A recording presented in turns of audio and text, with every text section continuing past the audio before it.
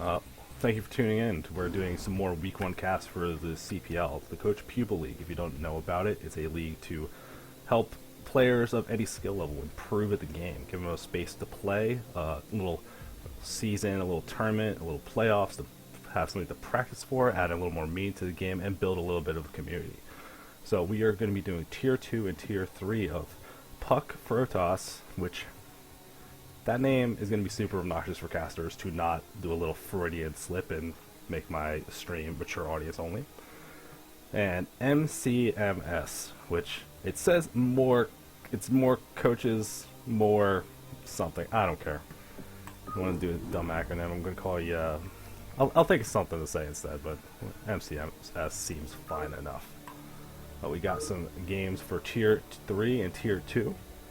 Between the rounds, I'll be updating the team scores. We're not going to be watching Tier 1, as you can see here, big caps. We're not doing Tier 1. But we get to see what the score is through here, and then hopefully someone picks up Tier 1 later in the week. Figure maybe a little more experience of a player should be casting those. But we're going to start at the bottom of the list and work our way up. We got, just as a heads up, if you're looking in here, some of these games have copies. I have folders with 4 or 5 files in it. I don't know what people were doing uploading it, so we're going to figure it out as we go. We're going to start off. We got Vic 7 versus Y. We're going to be going to game 1 with that. We got Shaped Ape, which is Y, with a goofy name, which leads the question, why? He is in the bottom left in the teal Terran, and we got Vic 7 in the red Zerg in the bottom right. Y was one of my teammates last season and a pretty solid Terran player for Tier 3. Don't know much about Vic 7, so excited to see how this game goes. We're going to do all the Tier 3s first and then do the Tier 2s later tonight. Going to be a nice long night. We got plenty of replays, unlike the cast I did last night that was missing some replays. So, just like you're going to see in a lot of these games, no immediate deviation early. This is the only time I wish I could interact with the chat and fill the time a little bit. But right now we're just going to see what these players want to do early. If it wasn't like a cast, this would be like fast forward a little bit, get to when someone does something. Like right here we got Y, looks like they're building a supply depot outside the natural, going for a wall off. Looks like they want to take some kind of early expansion. Or just really afraid of Zerglings, which I completely understand. As far as the Zerg player goes, we got the Overlord on the way and an early gas, but didn't start their spawning pool yet. This is interesting. I'm curious to see what this signifies. I don't play quite as much Zerg as I would like, mainly because I just play Frotoss. So we'll have to see what this kind of thing is, but it makes me feel like it's going to be some kind of really early play into tech. We see Y getting that first barracks up, positioning it into that wall. Still going to need more to actually block off anything. But he'll see that he's not under any immediate threat when he gets into the Zerg space. The Zerg going for that early gas steal might be annoying depending on what Y wanted to do, but considering you can just get some barracks and some marines, that might not be too bad. We see the spawning pool just starting now for a Zerg player, which this seems unusual. We got one guy in the gas, we got the spawning pool. It's not like a 12 pool or after a hatchery, but it does feel late for a reason I'm not 100% sure of. So curious to see where that goes, but it just seems unoptimized at a first glance. Now we see Y realizing, oh, he doesn't have access to gas. What is he going to do with it? Well, he's starting to float up some money, so I think he's just going to take that expansion instead. Makes a lot of sense. If you got plenty of money to work with, you might as well just take the expansion. And he saw how late the pool was from Vic 7, so it shouldn't be under any serious threat early. Curious to see that Vic 7, after scouting to the left, like keeps that Overlord going towards that top right. And won't see anything too useful, but maybe later in the game will make a use. Not really moving Overlords towards the Terran base to get some scouting intel, just going to be playing in the dark for a little bit once this extractor dies. For this Marine, which will take years. It'll take actually years. Looking around to see what either player is doing. We got that expansion hatchery on the way. I'm not seeing a whole lot from Vic right now. Looks like they finally started to add more guys into the gas and getting up to that first 100 gas, which is immediately spent on Zergling's speed. I see some Zerglings starting to march across the map. Now with that, the Marines back here killing the extractor and that wall not really being complete, these Zerglings can get in and it might cause some trouble. Let's see if that's part of Vic 7's plan or if Y's going to be aware of it and maybe block it off, get his Marines back in time. You're not in a rush for this extractor, especially since you're building the second one. So I feel like having the Marines this far back might be a mistake for Y and get him into trouble. And you see, we do got a couple Zerglings getting in, starting to harass SCVs and do a little bit, but there's a healthy Marine count that should be able to defend us without any problems. Vic 7 continues building some Zerglings and rallying them across, but now working towards that lair. Zergling speed about to finish up soon, not really droning up very hard, and starting to build up a decent amount of gas, maybe some kind of two-hatch or a two-hatchery muta play once the lair finishes. Let's see. Y getting he's got his eBay already done, got an academy on the way. Looks like he's going to be going for that big marine and medic kind of army with some upgrades. Don't know if he's going to go all the way up to like the 5 kind of racks you see on some maps. Not sure if this map is really good for it or this kind of situation. But why pushing out towards this natural, but missing the Zerglings moving out, so we're going to see, does Vic 7 want to go for a counterattack or fall back to retreat? Looks like they're falling back to defend this, and it does seem like something you would have to do. You can't be afforded to lose this many drones if you're trying for some kind of two-hatchery play. Now we see from the Zerg player, they got their lair finished, but no technology being used of it yet. Maybe looking to clean up these Marines before they do anything. If they even have to worry about that, there just isn't a lot of units from Vic 7 to actually clean up this force. This small little push out doing far more damage than I think it should.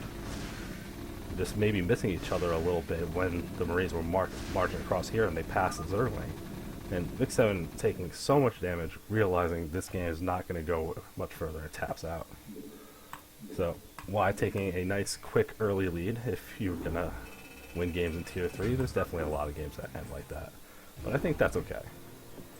I don't know, like, why having the Marines back hitting that extractor could have gone worse than it did. But I think in the end, it was just maybe Vic's build being a little too optimized to get anything done. Okay. So, we're going to be going into game number 2 between Vic 7 and Y. This one on cross game, looking like these players understanding how the map pool works and actually playing on the proper ones. Unlike we had some little issues last night with some interesting map selections. The format did change this season compared to Season 3, so if you are playing in this season, just remember that there is a little bit of a difference. The map pool is set rather than being loser's choice. We got Vic 7 and the Zerg up wearing yellow, looking fantastic. This is the best color for Zerg, and they're in the top right. We got Y in the red Terran in the bottom left, and I'm gonna hope Vic 7 pulls this one. I'm looking for a game 3, so I would love to see Vic 7 do a little bit more of a standard play, get a little bit into the mid game, and really actually get to see a little bit more of the player skill go out. These early losses coming from an early game, that could just be a situation where like, oh, I didn't know this could kill me. Now we see Y going out, and it looks like, again, going with that wall in front of the natural expansion.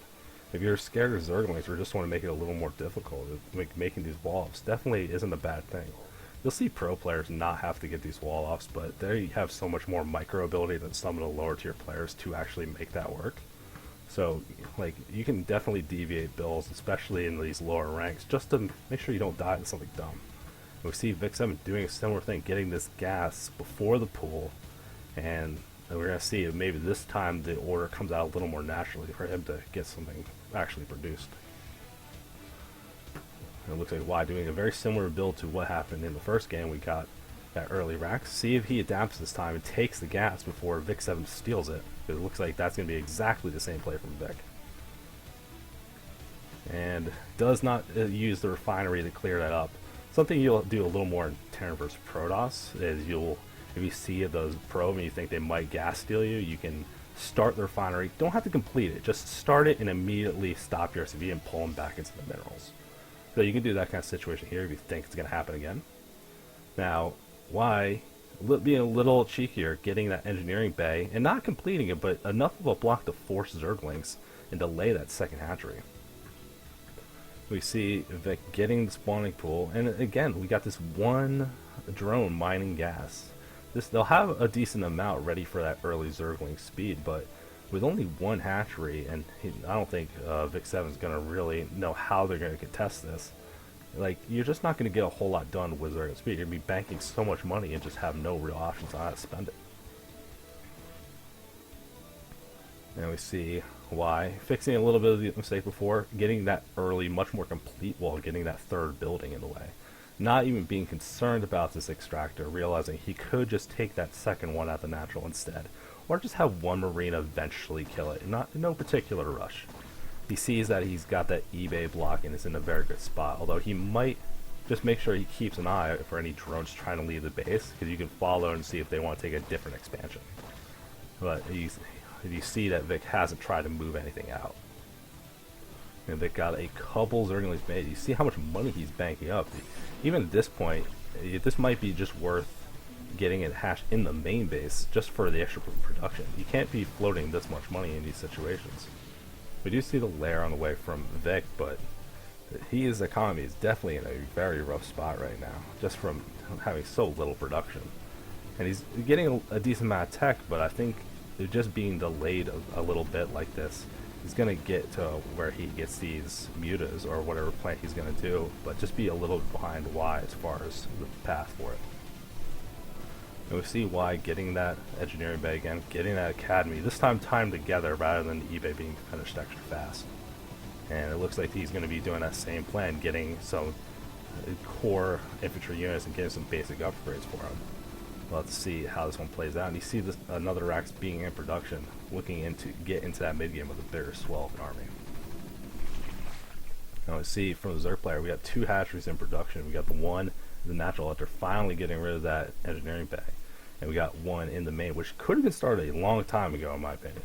But if you're going into whatever you need to do, everything seems okay with this. But you see how low Vic's unit count is.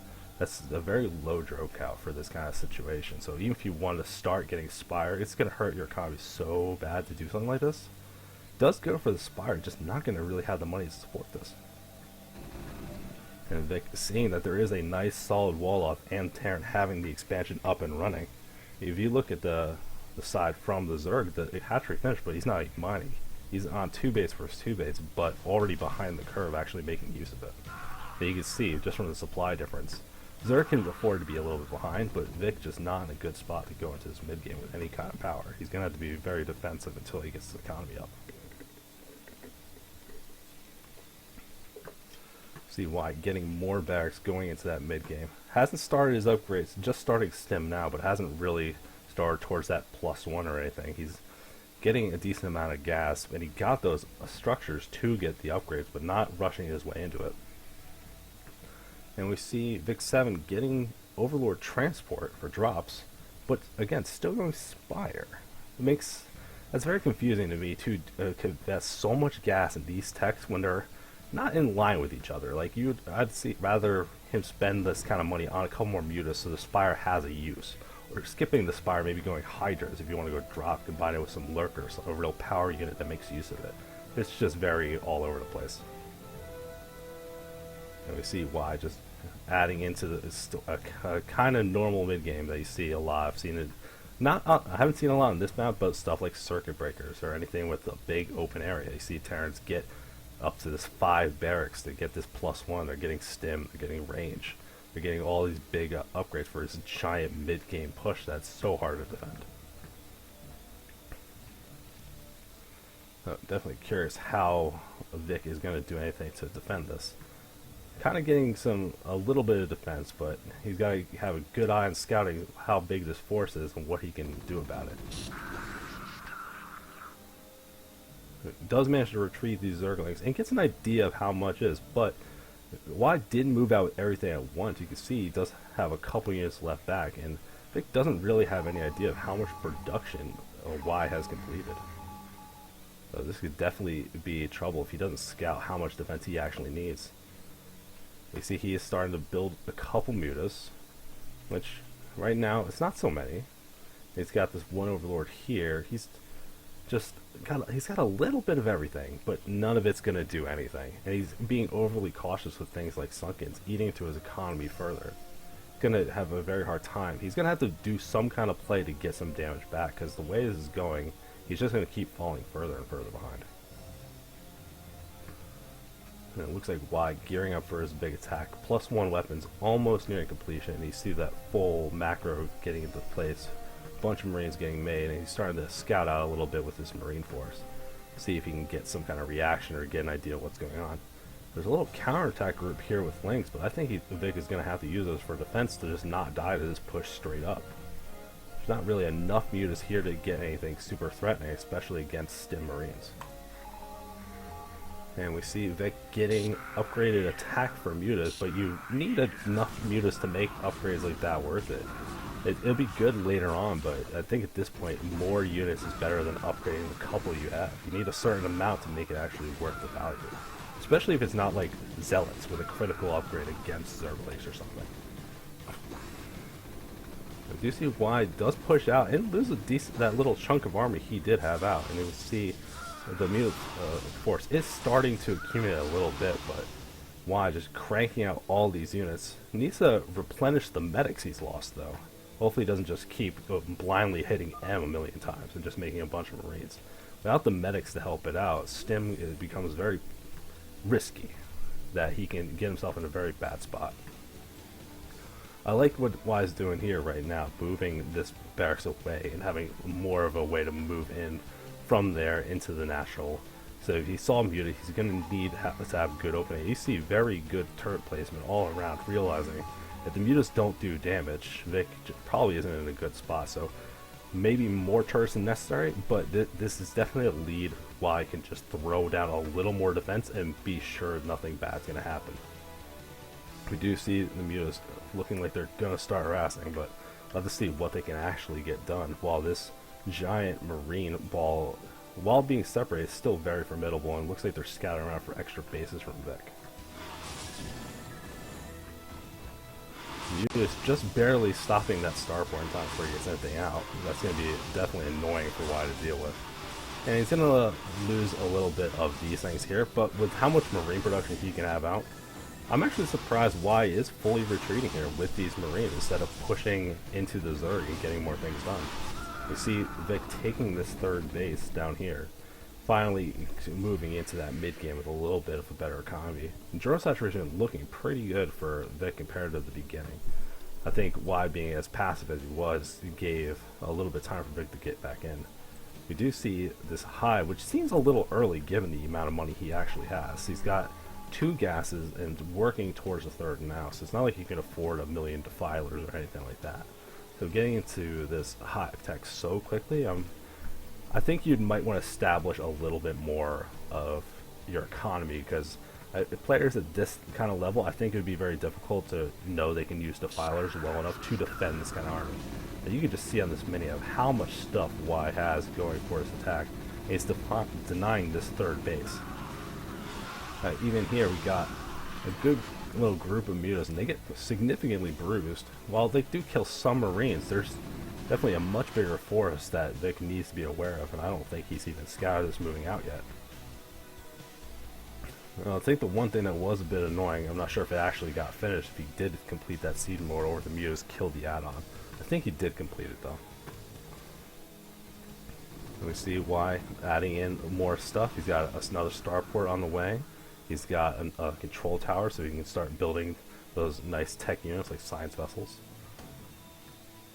And we see Vic just getting ground upgrades, but not a lot of ground units to make use of the upgrades. So this needs to be thinking about how he's going to move into this. I see there's so few medics for this force, even though it's very formidable. Y could overstep potentially and be in trouble against all these Suggons. Should be using the siege tanks to take these out a little bit faster, or focus fire into the brains. But he gets through that static defense, and Y having just superior amount of stuff, which is all you really need at this level. Just have more stuff, spend your money, and you'll be in a good shape. I think the biggest thing Vic should take from this series is that he needs to optimize his build a little bit more. maybe work on some more standard things rather than what he's working with right there. Why looking pretty strong. He was pretty good from the Why was looking pretty good last season as well, so I'm not surprised to see him doing that.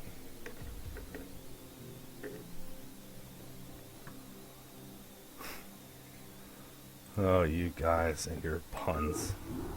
I should ban people making puns. But I'm a nice guy, I'm not gonna do that. So we got Vic 7 lost that first game.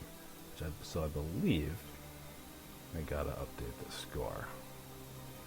Which I think while I was on the MCMS. I should look that kind of stuff up and make sure I got that right.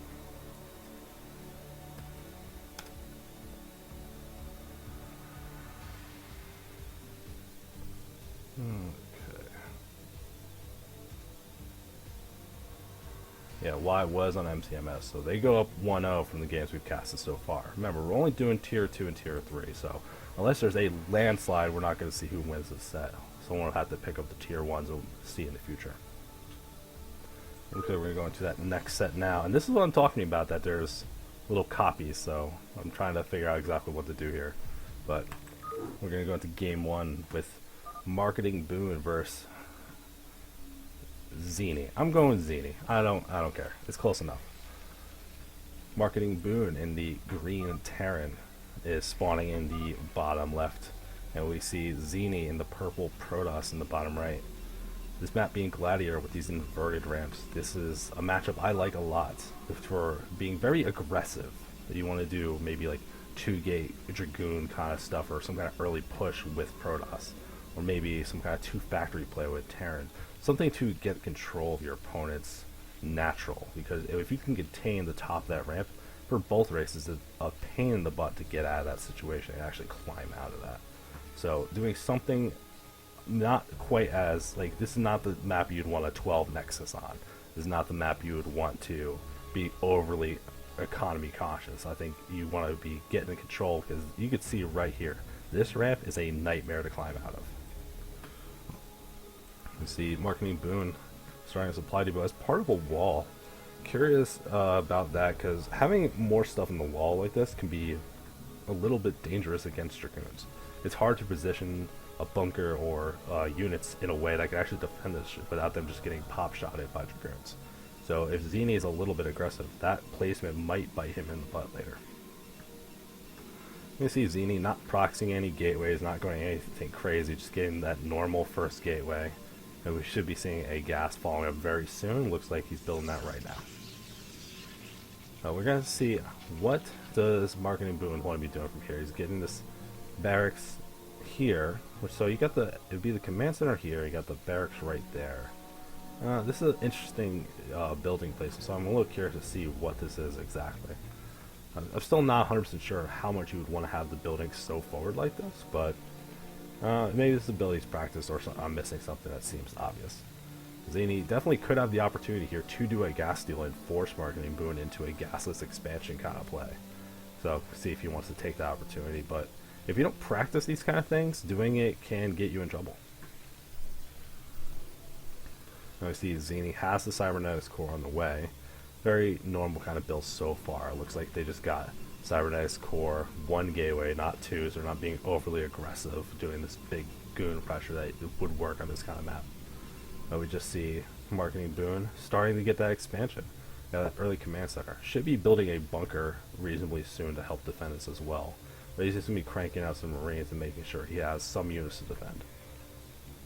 We see Zini not starting his Dragoon production super early, instead going for this very early attack range. Which, I mean, I'd like getting attack range. It's something you want to get early, but without having the units, ordering it, you might want to get the Dragoon first, because it's not, that shouldn't be delayed enough where it's critical that you don't have it yet, but being 1 Dragoon down could make a big difference, and delaying the production will cause that kind of thing. As long as you have the range completed by the time you need it, you don't need to make it the first thing you get. See Marketing Boon just not continuing this Marine production, just getting the 1. That's very interesting. He seems a little greedy. If Zini decided to be aggressive, he might be put in a bad spot, but I guess he had the SCV in the base and saw how few enemies were actually made from Zini and realized that he could be safe, although you see the bunker being made now, but without that many Marines to go in it, it's not quite as effective. Now see, this is the situation I'm talking about, that even if you can't be on the high ground, even if you're just over here, that's just free harassment on supply depot, and there's so little surface area for the SCVs to actually do anything with it. It's just free damage Zini is going to be able to get to take. But he should be able to stand in this area here, get to this, but without getting in range of the bunker.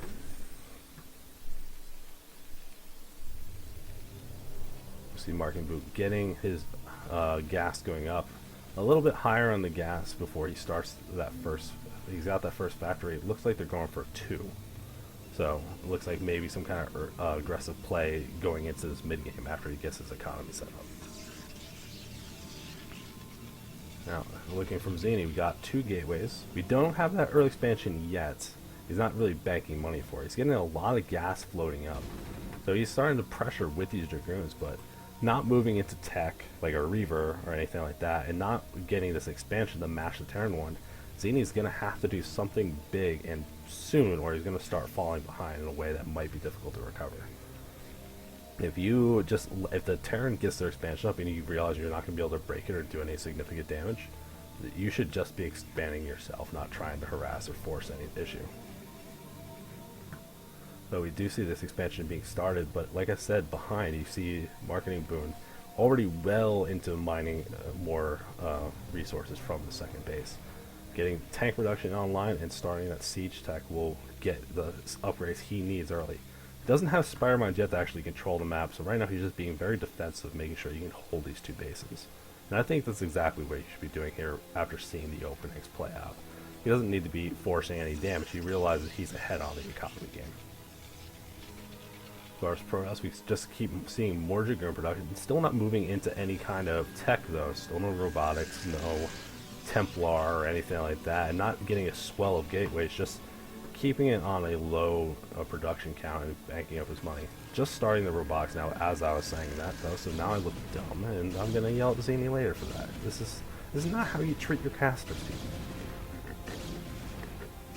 Or maybe I should just think of these points a couple seconds earlier, then I'll look like a genius. Let me see. Siege tank with siege mode being finished, that means Dragoon harassment stops. You don't keep going for. I think he could have been more aggressive earlier because he had a couple Dragoons back here. And it's not like he was hiding anything that if the SCV snuck out and scouted. Like, he wasn't rushing attack. It wasn't anything critically important.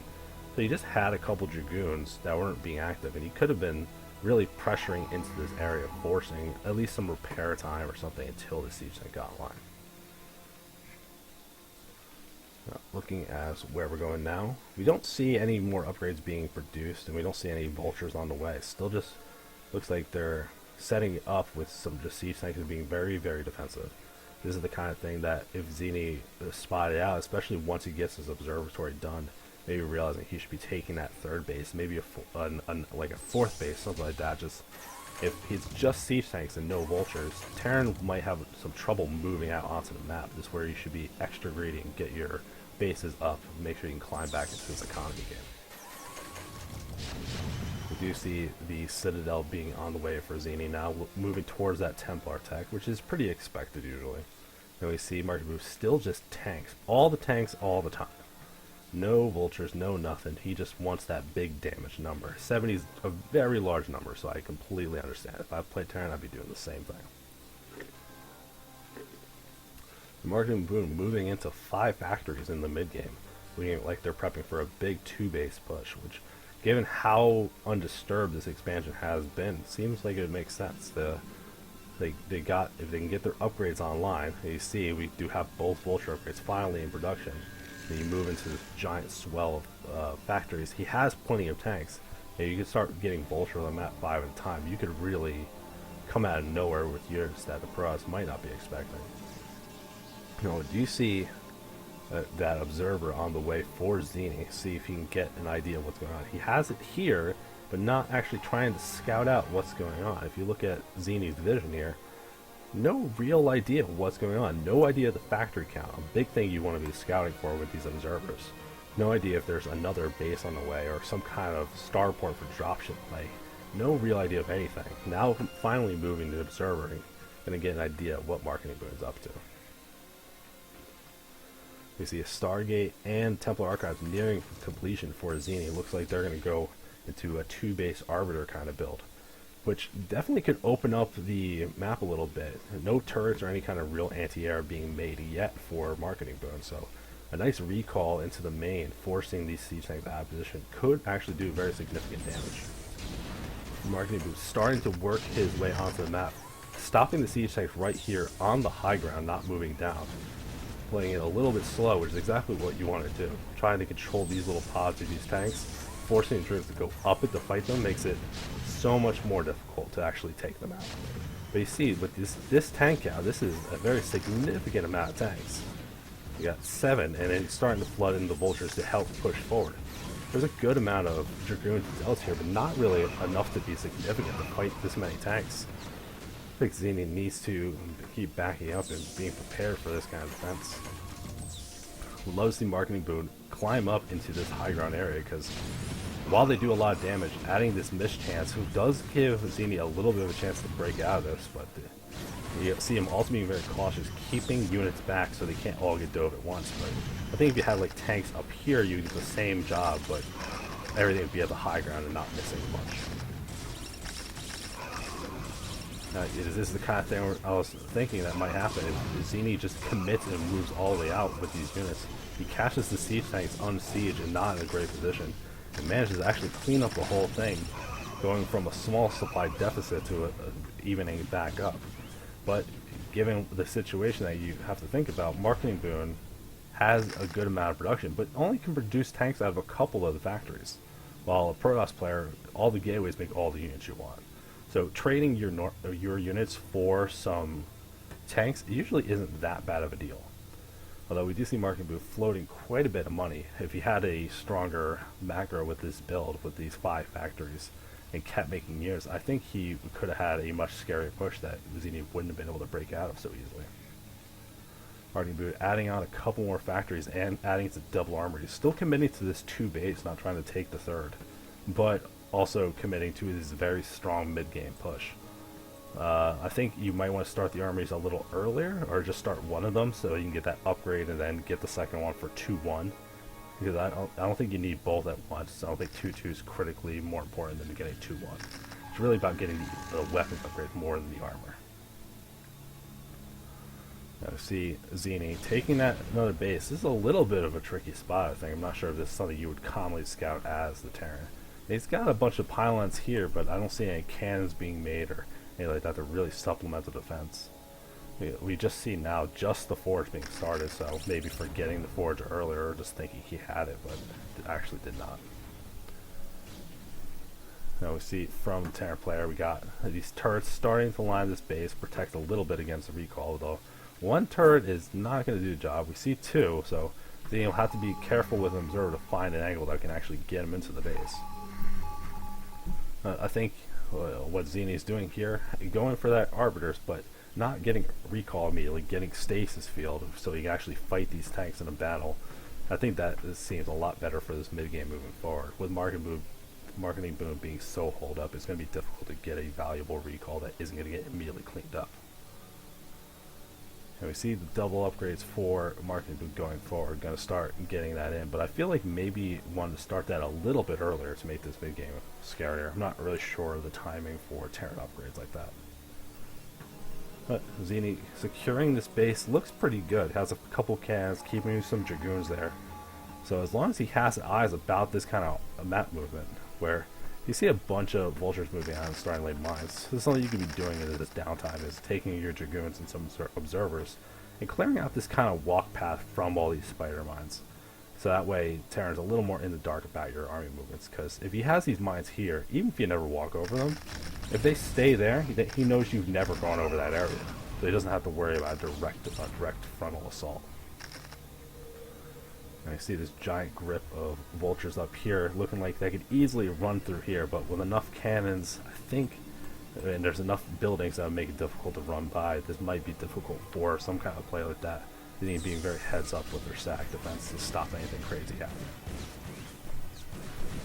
They need trying to harass, seeing that that command center is made but not actually landed or doing anything.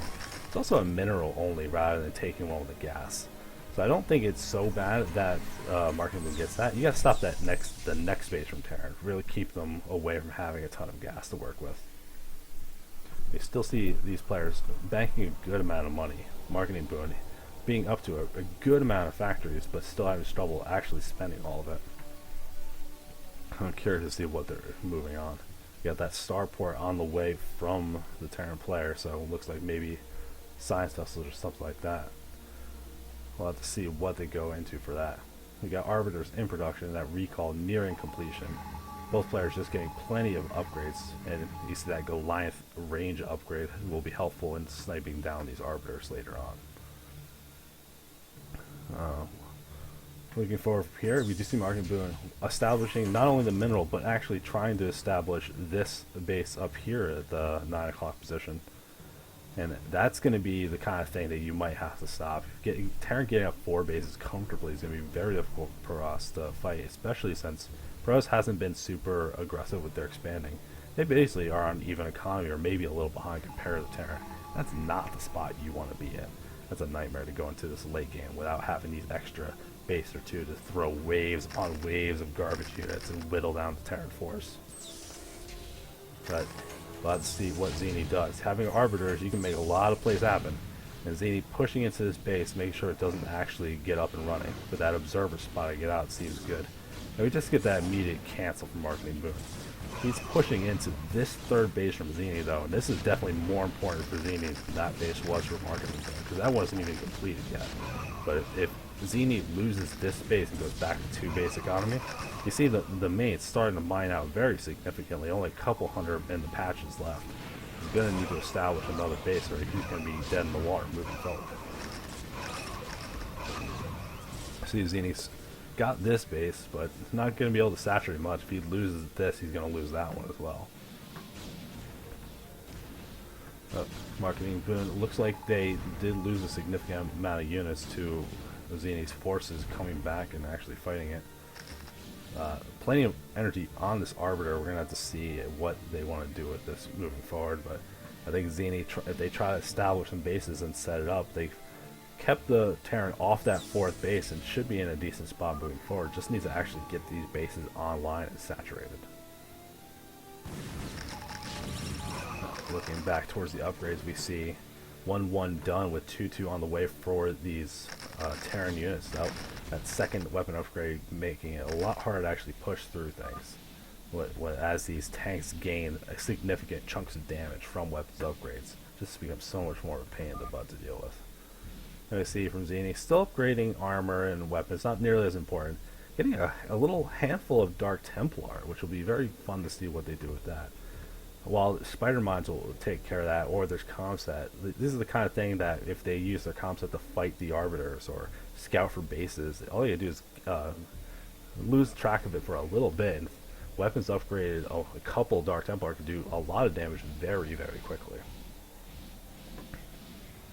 The Arbiter energy being researched. I would love to see some High Templars from the Terran or the Protoss army. I don't see any made yet at all. Like, he's got the archives obviously because he has to get arbiters, but I'm not seeing any actual storms to fight in these mid-game fights. It just seems like it's basic ground units of arbiters. So I'm curious why they made that choice instead. Got a little stasis here, but it didn't get much done. Actually hitting just as many Protoss units as it hit Terran. But it's Zini doing enough where he should be able to cancel this base again and keep delaying the Terran force. Although he will definitely lose everything up here as a giant swell of tanks moving up to say, you know what, 2 Dragoons, overkill is the best kind of kill.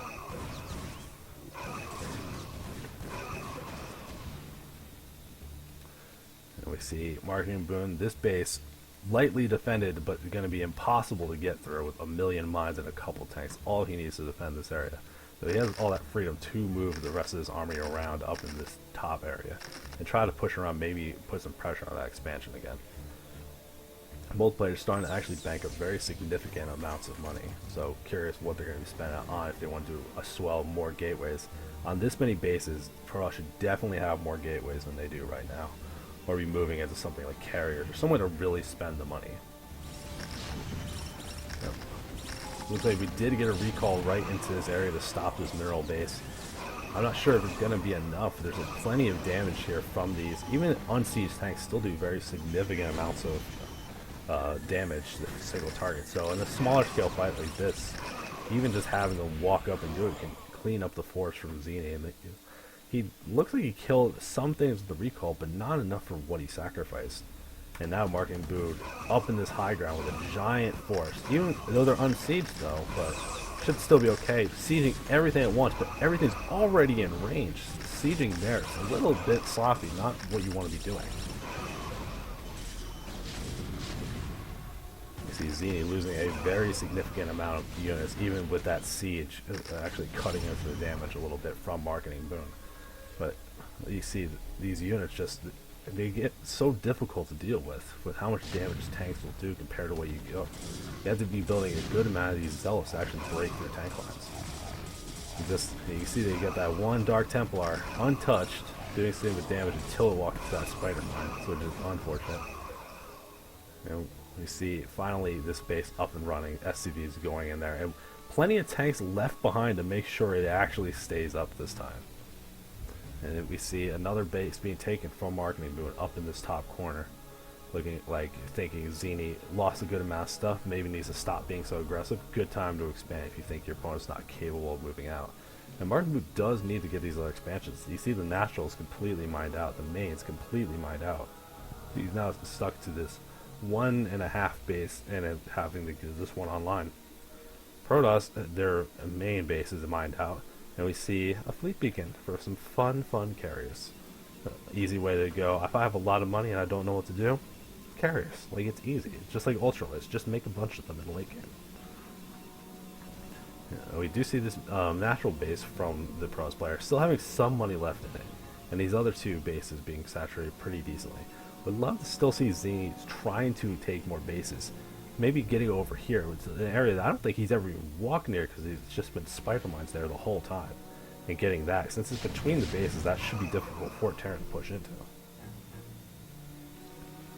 Still see Zini with this observer here, just getting a good read on what Marketing Boon is actually doing. So many SCVs at this base. If he could do any kind of big damage here, that would definitely be a problem. Killing that many workers, you don't want to have to rebuild any of that. I'm surprised with how this game's been going, and there's been a little bit of back and forth action. Now there's been a little bit of a stalemate that neither player is really approaching max army yet. Just trying to figure out how they want to get into that next step with their economy. Nearing their max upgrades for their units. And you see, starting to build Goliaths as well as the other units. Less Vultures, more Goliaths, realizing that carriers are a possibility. Arbiters have already been used significantly. Frotoss moving up towards this base. Had the observer there to scout that expansion, so sending enough forces to actually do something about this and stop it. Sees another command center in production and is going to be able to kill that off. Then moving into this base. He's got to be careful not to get these units trapped, because that could be significant. And you see Marketing Boon sending a lot of stuff up in this area to maybe try to contain that army there and kill off a little chunk of it. But Zini doing a pretty good attack here, forcing the lift, killing the thing, and he's going to be able to kill a bunch of workers behind it as well. So I don't think he's going to be able to get those units out anymore, unless he has an arbiter ready to recall them out of there somewhere else. That'd be awesome. Like, that'd be some Starcraft 2 heads-up play.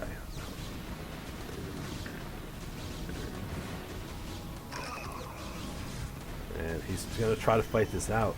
You know, he might lose their goods. There's no scanner sweep here. These Dark Templar are going to do so much damage, although we do finally get that scan sweep and doesn't lose too much. Zini losing a little chunk of army, but still getting significant advantage out of that, killing some army and a good amount of workers. But Zini's still not trying to take that next base, and that natural from him now finally being mined out, realizing that Zini's now on 2-base economy again. Although he is producing a ton of carriers. We got 3 Stargates over here. We got some in the main as well. He's producing 5 at a time. So if Marketing Boot doesn't scout this and get a significant amount of Goliaths ahead of time, this army is not going to be able to do enough against this. Definitely the kind of move you can do as late game Protoss is just, well, you didn't see them coming, and so you don't have what you need to defend it. Zini nearing max, so looking like he should be starting to do something with these carriers, but doesn't want to reveal them until he has enough of them together with interceptors to actually do things. Worst thing you could do is show like 1 or 2 carriers in this spot and then not be able to actually make use of it before they can make response Goliaths and make it more difficult. You see Zini moving out a pretty significant ground army down here as well, but also the little grip of carriers he has in production. Love to see where they're actually at, though. We got the 1 up here and 1 down in the bottom area, but that's about all we got. And Zini moving down into this area here, not particularly sure why, thinking maybe there's a base down here for Marketing Boom, but he never actually took that. Now, we got this Arbiter. Looks like one of them got EMP, the other one gets a very significant stasis off, hitting multiple tanks. But there's just not enough ground army to go with this to actually do anything. So now it's going to be how much can these carriers get done as Zini keeps reinforcing his army for a second attack later. Now, still looking around the map for these players to expand further, and we see like nothing being mined significantly. We just got this space as far as gas economy market boom. You see he is hurting for gas, needs to get another gas base online soon. And then Zini still having a good amount of money, but in the same situation, not mining a significant amount. Both players should be looking to establish that next base, and rather than going for any kind of big killing blow. Now we do got a bunch of carriers down here with no anti-air at all, so it's going to start cleaning up tanks quickly. Marketing Boom moving across towards that 3rd and 4th base for Zini, maybe trying to force the carriers from keeping attacking to come and defend this, or going to some kind of base trade. He's starting to be indecisive what he needs to do. I think if he did push into that base, that makes sense, but the unit's just kind of all over the place, not really attacking, not really retreating, even though siege tanks can't really help with the carriers in the first place. And we see we got these carriers just doing fantastic things, throwing at interceptors and reminding you that Protoss is the race you should be playing. Terrans for nerds. And this is my stream. I could throw a little bit of bias into the commentary as much as I want. Although it does look at Marketing Boom, having those 3-3 upgrades and having a decent Goliath count, we'll be able to fight these carriers pretty easily, I think. Because there's no particular upgrades for the air units, so like no air armor or air weapons. So, and 3-3 Goliaths, even if they don't kill the carriers, kill interceptors very quickly. So he's got to be careful on what he's doing with these carriers to not get caught. You see, he's trying to hug these ridges now, which is the kind of thing you want to be doing, making sure the Terran can't just walk up and kill your stuff, but definitely going to be difficult. We see Marketing Boom finally trying to establish this base again. Now, unlike this one that has the unit and a couple observers here spotting it, there's no vision for Zini up in this area, so this might actually stick around for a little while, see how actively Zini is actually scouting. And we see Marketing Boom just burning a ton of ComSat scans, trying to see where is this carrier army at. Did you take any more expansions? Because he saw like down here and up here. So you see Marketing Boom should be feeling pretty reasonable that you got carriers, you know what's coming now though, so you can build the unit to fight it. You have an upgrade advantage versus them, and your opponent's still not trying to expand. You see Zini starting to really struggle for a mineral economy, as this base now is almost running out as well. Very few minerals left on this patch. It's going to be down to 1 base economy very soon. And Marketing Boom doing, in my opinion, a pretty safe thing here. Defending this mining base, something he needs. He realizes it's not about going for a killing blow now, but if Protoss never takes that next base, I just got to make sure he doesn't counterattack this one. We see down here, giant carrier army. Looks like they're going to walk into the Terran base. And they don't have a lot of upgrades, and there's a decent amount of turrets, so this will probably still be able to go through, but give Marketing Boom some time to figure out how he wants to react to it. If all the carriers are down here, there's no units to defend anything anywhere else. And we just see Mark and Boone very holed up here, fully admitting that it's like, no, I'm just going to hold this base. Don't see him really moving around with any significant amount of Goliaths or anything. Looks like Mark and Boone is willing to... He has the Goliaths up here. Don't really know what they're doing. Just killing those observers to keep an eye on it. But he's going to have to do something about this carrier army in his base. Otherwise, then he might start doing some significant damage. Especially if he kills these armories, which would stop Goliath production.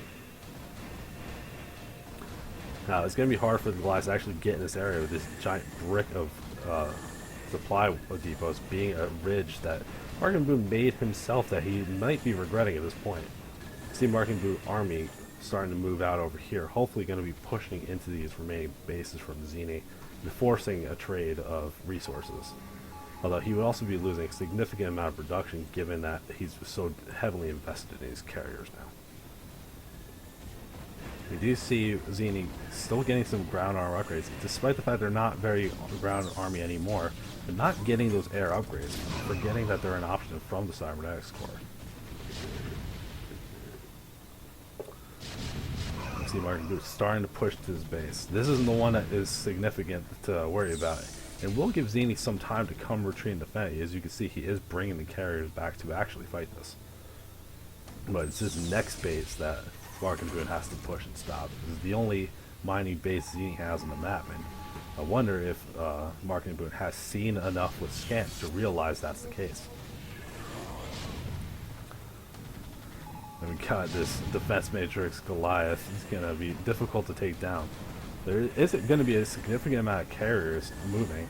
They were moving up earlier, but I guess they only got to here and stopped for a little bit. So we don't see a big army here. Losing a couple carriers before the other ones come to join it to this little Goliath group, definitely a mistake. Not needing to engage so quickly. Carriers definitely get better the more you have of them. It's not just one carrier makes it one carrier better. As a group, as you add more, it definitely increases their effectiveness very quickly. Zini finally is trying to take this base over here, get that online to get some more money. But I think Mark and Boone being in a good spot here to fight this stuff off. Well, he's going to lose a significant amount of tanks. Choosing not to fight that with too many more Goliaths, not having quite the numbers to fight this carrier army. So I think you take the damage you can get as Mark and Boone and start supplementing the army behind it. Realizing you're going to have to add more Goliaths than you have been, given how many carriers are actually here. And we still see carriers production and zealots, not a lot of ground units to match it, just a whole bunch of. But Mark and Boone still just making vultures and tanks, but he needs anti-air. This is too many carriers to just pretend isn't happening.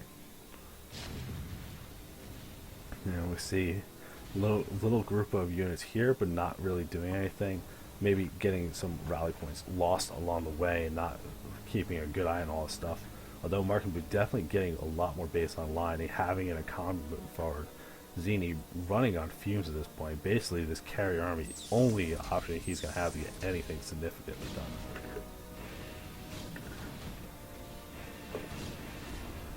So we'll have to see if he can BGH his way out of this one, take the max army carriers, just walk across the map, and hopefully Terra can't do anything about it. But we do see these science vessels trying to keep arbiters out of energy with their EMP, trying to keep these carriers low on shield if there's Goliath around to help with it too. And this is exactly what I'm talking about, the kind of thing you can do with Goliath. Staying away from carriers, just trying to take shots at these interceptors. They take a while to rebuild, and they cost money that you can't ignore. It's not like they cost nothing. They cost a little bit, but you add 25 per interceptor to 9 carriers, and that adds up very quickly given Zini's complete lack of income. Now you see here, he's rebuilding this Nexus, has plenty of probes there, but has to wait for this Nexus to actually happen. Until then, just not getting any units, not getting anything done, just basically gets to play a little micro game like he's playing a MOBA and just play with these carriers and see what he can get done. I think Mark and Boone is doing exactly the kind of thing he wants to be doing here. Expanding a lot, making these carriers eat a lot of time while he gets to build the army to fight them. While Zini just does not have the economy to really contest this. He just has to force something to happen. Now, the one good thing is that there's a lot of ridges and unwalkable terrain. These carriers can fly over to keep kiting away from these Goliaths and really avoid a fight that he can't take. But One mistake here, and Zini is going to lose the only card they have left in the deck to win this game.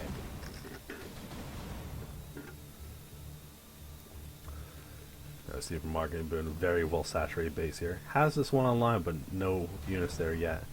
Losing this mineral one, but doesn't significantly matter. And starting to run dry at this one here. So let's see if they remember that they did take this base and get that saturated. And for now, we got just the carrier fleet. Now you see one of the interesting things that happens with carriers, if you didn't know, is that I'm hovering this here. As long if the interceptors are out and the carriers keep moving, the interceptors never actually go back in. It makes them a little easier to micro. But this is a big group of Goliaths with so many upgrades. You got to be very careful here as Zenies to not lose these carriers, which still have no upgrades, still no armor, still no attack. Definitely needs to be careful to not be losing units in a reckless way. It should be thinking towards getting those upgrades. I can't believe it's been this long in the game and he still hasn't invested in them, given the army composition he's trying to do. The other big thing that we noticed this entire game, Zini really just not in the mood to use High Templars. Maybe not comfortable using them, or just forgot they happened in this game. And thinking that you need so much more gas for Arbiters or something, but a couple High Templar in these fights, hitting these giant Goliath groups, hitting those early tank groups, definitely have changed some of these fights, I think, but just not having access to Storm at all seems like a mistake. You see Zeni's last base starting to run low on minerals, only a couple hundred per patch now. A couple of them are going to start running out very quickly. So Zeni going to have to establish that other base. And you can see this Vulture poking around, seeing if he can find any kind of other bases, something he needs to control on the map. But if he doesn't see anything from Zeni, if the Terrapire doesn't have to do anything significant, just make sure these carriers don't do any critical damage with a backdoor attack. I don't really see what the play is going to be to get out of the situation. Zeni should be realizing at this point that the economy is getting out of control. Mark and Boone even decide to take the middle expansion, which, I mean, awesome. It's awesome. Every time you can take these middle bases, that's always a great thing. I'm actually curious where you would place this, because it looks like if you want to get the other, like, are you supposed to do 2 of them for maximum efficiency mining? It's hard to tell with these kind of formations. That's a weird thing. I've never actually seen someone take this base. We see, looks like a big EMP hit. These carriers all very low on shields, if they have any left at all. It looks like only the one has any significant amount left. So, still being corralled into these upper left corner, not free to leave, not free to go do anything around the map. And Mark and Boot just surrounding it with Goliaths, forcing the issue that these carriers will do nothing and my economy will eventually get me out of this. You see Z trying to do any kind of little harassment, but it's a drop in the bucket at this point, given the money situation. Mark and Boot has quite the bank built up. Zini needs to, I think this is the kind of point where maybe stop building interceptors for a little bit or something. You've got to get something done. And all the probes getting killed by this Vulture attack into this base, even though there's not much money left, that's the only money Zini was really having available.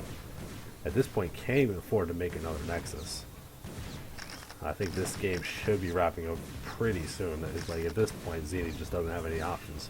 His only real play was these carriers up here, and Morgan Boot doing a good job containing them to that top left, not letting them go out and get anything done. Figuring if they're just up there, there's nothing else Zini has available. As long as it keeps them off the bases, which he's been pretty actively scouting to make sure Zini doesn't get anything up on the line.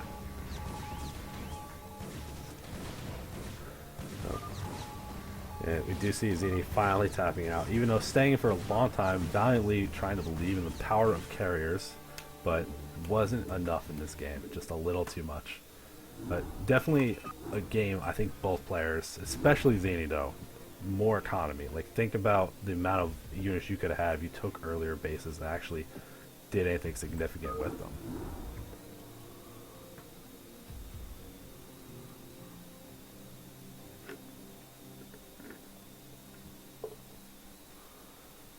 Definitely a difficult situation to be in when you get into that kind of late of a game if your economy isn't really up to speed. So, I'm going to go into game 2 for Marketing Boone versus Zini. You got Marketing Boon and the white Terran up in that top right. We got Zini in the yellow Protoss in that bottom left. And we'll see if this game plays out in a similar way. I would really want to see Zini this time use High Templars. Biggest thing I'm looking for is give me some High Templars. They do so much damage with Psionic Storm. You can use them for harass or defense, or if they have a siege line, something like anything. They just do too much to ignore completely as a unit. Until we really get sped up to the game, we'll have to see what these players want to do. I think how Marketing Boon played last game looked really good. Got that 2 base up, stabilized, realized the economy position he was in, and just really stayed in it, looking for a mid-game push. It looked like he would put himself in good spots. Even though Zini had some fights and was trying to claw back out of it, it definitely seems like Marketing Boon has a grip of how he wants to handle this game moving into the mid-game. And you see him already setting up to start that wall again, very similar style to game 1.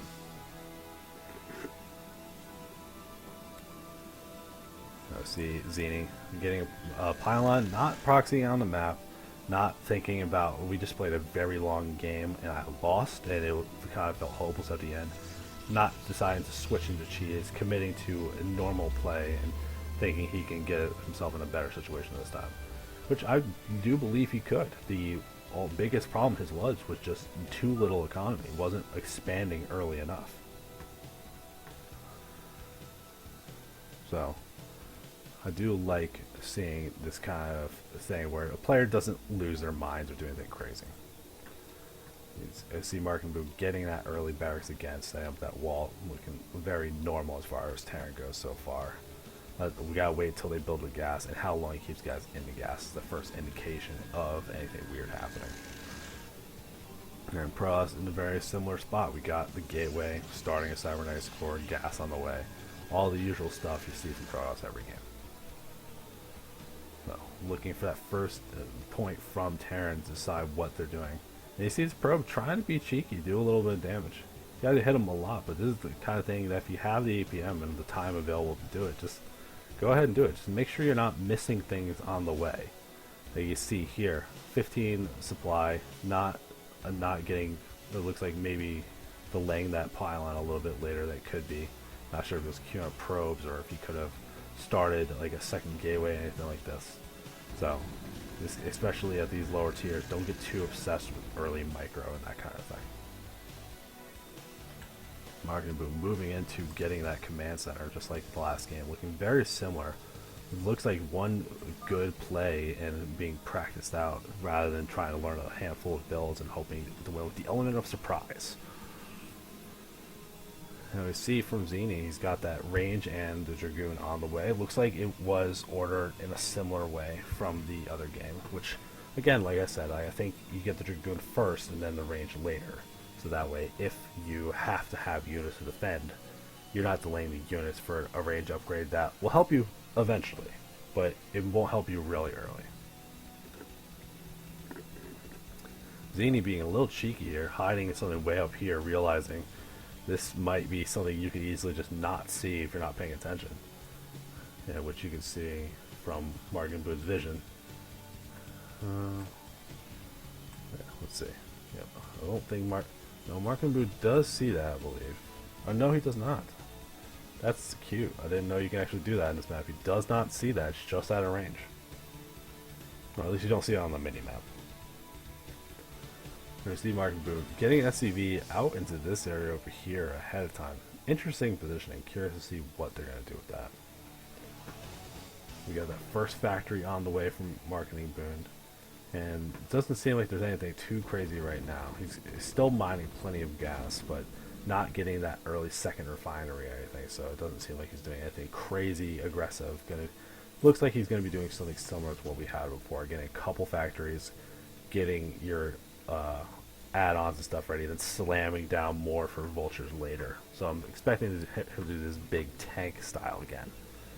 So we see from Zini, still on one base, going into this robotics. We got these 2 gateways in robotics. Looks like they might want to be ultra safe, get these 2 gateways, get the observer, and then expand afterwards. But Zini should be seeing a very similar spot to what he saw in game 1, that the Terran already expanded and already has it in production. But Zini can't actually see that expansion. You'd have to walk up further to actually see it. But you see him pressuring this bunker, being out of range of his bunker for the counterattack, and there's only a couple Marines in there.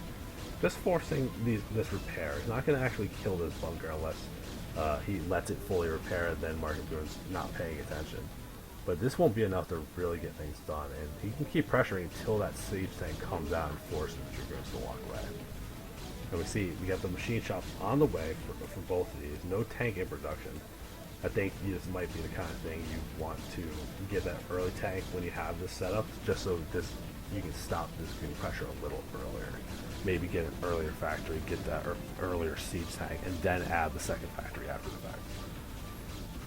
We still don't see any expansion from our Frotoss player, and I don't see anything like a shuttle being built or anything like that. Just getting observers, so really committing for having this safety, but needs to realize that the further this gets delayed, that he doesn't take this first expansion, that he's going to have to hopefully break or do some damage here. But we got that first siege tank here, and it can be positioned far enough back that the Dragoons can't really do much about it without walking into dangerously close range on this bunker. And you see the Dragoons just taking whatever damage they can. It was the bunker harass earlier, and now it's the barracks. Siege mode finishing, and these siege tanks will deflect these Dragoons. I don't think they did enough. They definitely distracted the Terran player for a good portion, but I don't think it was worth delaying this expansion this far. And you can see Marketing Boone getting distracted with actually defending that. Money starts floating up pretty significantly high, and he's currently supply blocked. So we see things being built on the way, Academy for some scans, and as you're going to get some turrets later on and getting those depots out. We don't see any more factories being added on yet, despite plenty of money to support it. I think he should be looking forward. I don't think you need all this kind of stuff yet. What air threat's going to be coming in right away we need to eat it. That could be delayed a little bit. But you see him now starting to add on those factories, just like he did in the other game.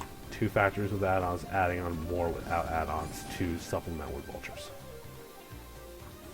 And we see that 1 armory being built instead of the 2 at the same time. Like I was saying, that he's got to focus on getting a weapons upgrade first and then the double upgrades later, not having to do them both at the same time with double armory, which is just it's a little pricey investment, and that you can skimp on that a little bit.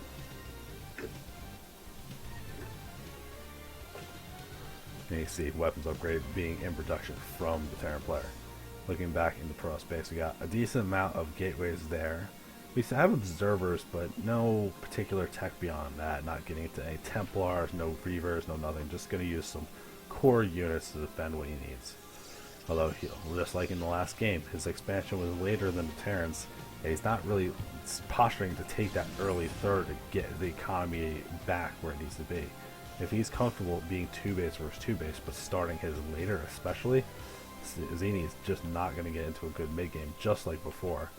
He managed to get some damage and level things out last game with things like recall and stasis, with more tricky plays, but the economy itself, he had to do damage to get anything done. So Marketing Boone, if they're a little more careful this game, and then last game, they'll be in a much better spot unless Zini decides to start expansion.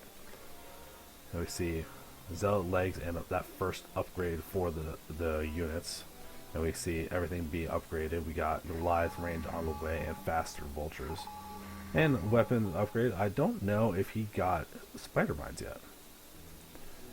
I didn't see them in production. I don't see any on the map, so I'm curious if he getting that Goliath range earlier is like an adaptation to that carry build early. But you don't have to worry about carriers this early in the game.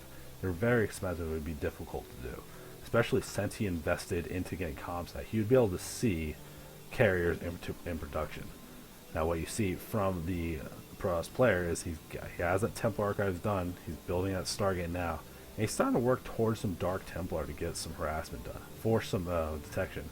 Although, if you look at the front base of the Terran player, turret already there, plenty of comscat ready to go. So we're going to have to see if Zini maybe wants to invest in the shuttle so he can harass to the main, because the frontal assaults of these Dark Templars is just not going to do anything significant. Now, see these upgrades getting near finishing for the Terran player. See if you want to upgrade and get that second armory on the way, or just start the next upgrade when this first one's done. I saw him building a Stargate just now, so he's a little bit away from being able to actually start that level 2 upgrade. And you see Spider-Man is in production, working towards that mid-game. He's very similar looking to the last one, although it does seem like it's going to be lots of sea tanks, lots of vultures, not really too many Goliaths or anything yet.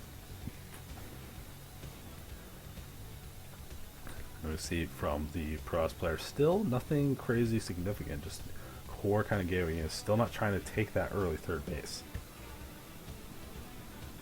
We'll have to see if these players have something in mind for the mid game that was different than the last game. If they're going to do the same kind of style, Marking Boom going for this big macro ground army push once he gets plenty of upgrades and a good amount of stuff, not really moving out until then. Zini, see if he wants to do Carriers Part 2, the sequel. I think this map doesn't seem as good for Carriers as the other one. You got plenty of unwalkable terrain with room to work with, like in this situation here. But I think the push distances and everything seem much more linear than the other map, so I think it'd be hard to not get counterattacked or something and be able to defend it. I do see Zini taking this bottom middle base and getting some economy online a little quicker than last game, but the vultures moving out of this area, see if they're going to be able to scout that time, if they're just kind of walking around to explore. And we see mines being placed by these vultures, getting some map control. And you start seeing when this minimap clutters up with things like Spider-Man's thing. This map definitely does seem a little cramped as far as space goes. Like, there's plenty of open spaces, but just the size of the map compared to something like a circuit breaker definitely feels a little more enclosed to me. I would love to see Marking Boom here going around and mining these expansions that might be taken. You already see he has started doing that up in the left side if you're expecting it to Frotoss to expand vertically and take that slice of the map. But didn't really do it as his bottom right, which I don't think you would expect Frotoss to take, but I think you don't take any chances, just get all the kind of vision you can in that kind of situation. Or even just send a unit over, don't do anything insane. You see like these zealots over here stranded, so if you sent some vultures over, you might get an idea of what's going on. It does look like Terran's starting to slowly move on the map, using these vultures to push forward. Definitely, I think this is the kind of thing you want to be doing with this Terran army. Slow pushing with these tanks, and then moving towards that third base. Which we'll have to see. Does Marking Boom know about that third base? I don't. It looks like they ran down there, but I don't know if they've actually seen the base itself. So we'll have to see if he has an idea of pushing towards that, or just thinking that's the expected path.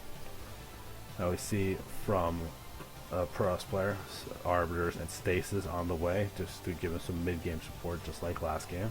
You got these big upgrades being researched again, so we are on double armory, even though we started with single. I think that makes a lot more sense than doing the 2 armories later, like we did in game 1. We'll have to see what these players want to do moving forward. I think you have plenty of space here for Arbiters to get in and drop things. So we'll have to see if Zini can find that angle and get something done. Force this Terran army out of position while he's buying time. Marking Boom, however, just taking this very close, even though it's a mineral only, very close base, right along his push, so as he pushes out, he's protecting it anyway. No, see, like stuff like this, these little plants, I don't know if they actually do anything as far as maps, they're just decoration. With some of these newer maps, I don't really know if there's any particularly weird features that you have to keep in mind. Obviously, losing an observer there to a turret always feels bad. The observers are cheap, but they're like children. You don't want to let them die. You should care so much about each one of them.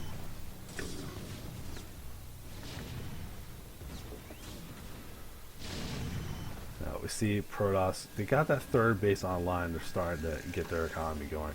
I'm curious to see what they do as far as mid-game. I think if you're on 3 base, you do need to be adding more gateways than this to actually spend your money efficiently. Unless you're going to keep producing these Arbiters, or he's planning to go into a Carriers or something else. But I think you should be getting to that spot where you want to be adding in a couple more gateways to support the amount of money you're having. You see it's starting to build up pretty significantly. Both players being a little more passive this game than that first game, but building up pretty significant banks and getting their supplies much higher, so it seemed like someone's going to want to make a push soon and see what they can get done. Looks like Zini is posturing to maybe collapse around and get a flank going. As you see a group of units down here and a group of units up there that could easily climb around, but Marketing Boom moving as one big giant death force, and I think you can't just frontal attack that with these kind of gateway units, especially this amount of them. There's just not enough here to really be able to get through this tank line if you're not being careful.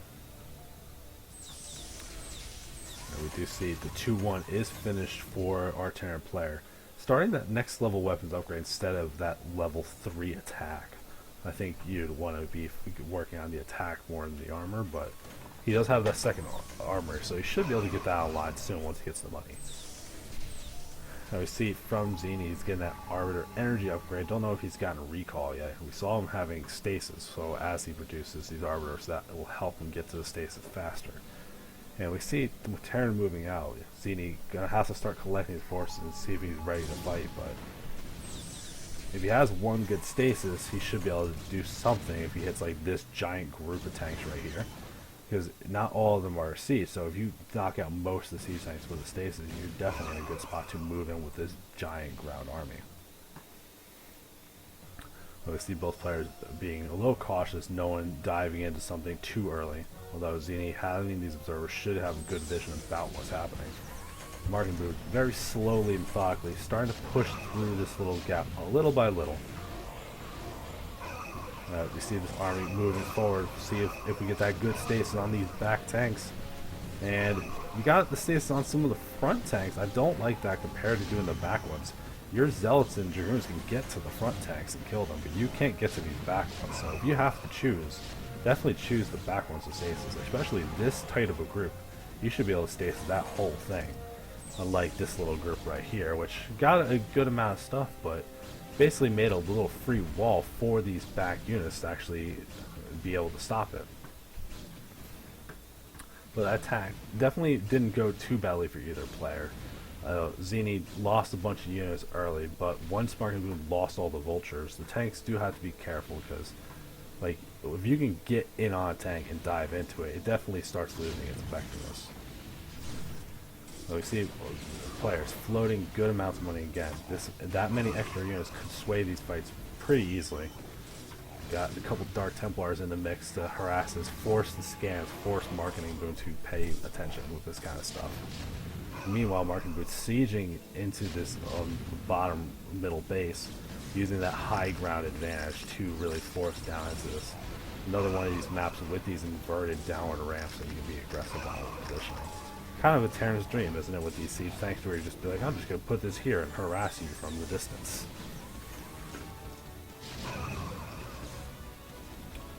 You see Marketing Boom starting to push out again. One nice big death army making it difficult for Zini to really get anything done about it. Although, I think at this point, Marketing Boom, you see a production tab, nothing in production of any note, but has tons of money left over. Should be taking more bases, adding on more factories. Like, when you're having floating this level of money, when you do practice, your move going forward is, I need to spend my money more. Like, you want to be moving your armies carefully here, but park them in this kind of, like a spot like this, take a second, do some macro rounds, then keep moving your army. I think there's a little too much army management here and not enough macros behind it to support it.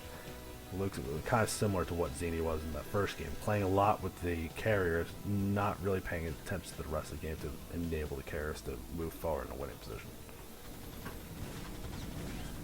There's the EMP on the way for Marketing Boom, and we got a good amount of tanks and glass on the way.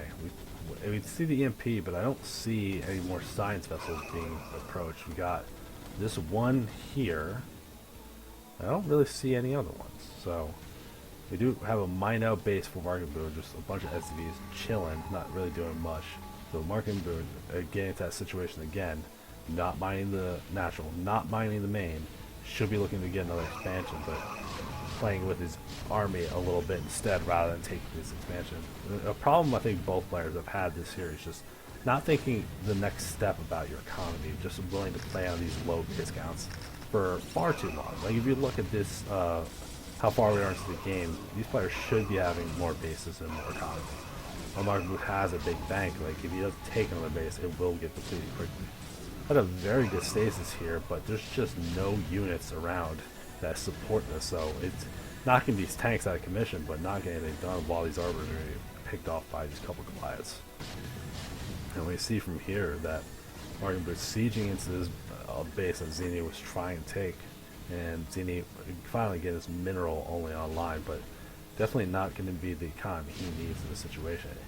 I think he needs to chill out with these kind of little attacks. Just not enough units for the situation. He's got to get a big clump of stuff together and fight. If you throw out a couple units at a time like this into vultures, into siege tanks, you're just not going to get anything significant done. Especially given the upgrade difference. We're at 2-2 for the Terran, and it looks like 1-1 for the Frotoss player.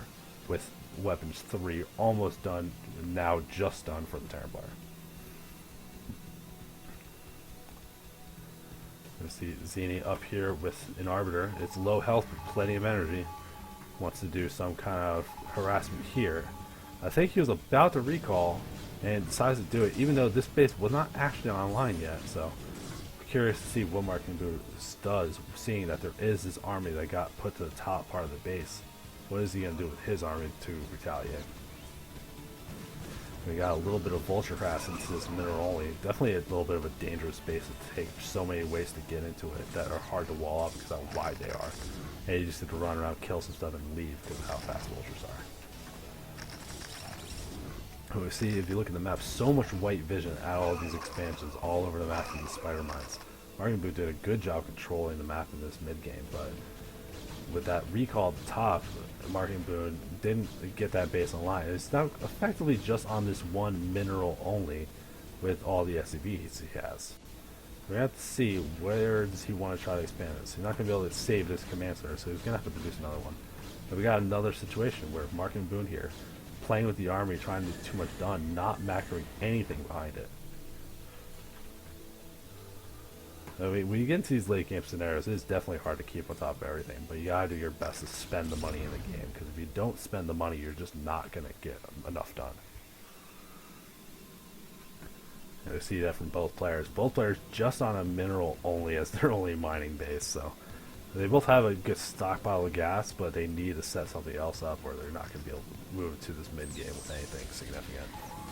See Markin pushing towards that mineral only again. And with this choke point here, definitely hard for the Frotoss to actually breach through that. You see how many tanks are here. Definitely, you can't just walk through that. And Zini gonna lose this one as well. Markin Boone taking the series 2-0. But both players need to work on their macro, but the basic game plan of Markin Boone made a lot of sense. Alright, so that was Markin Boone. And that's for Team Puck Frotoss.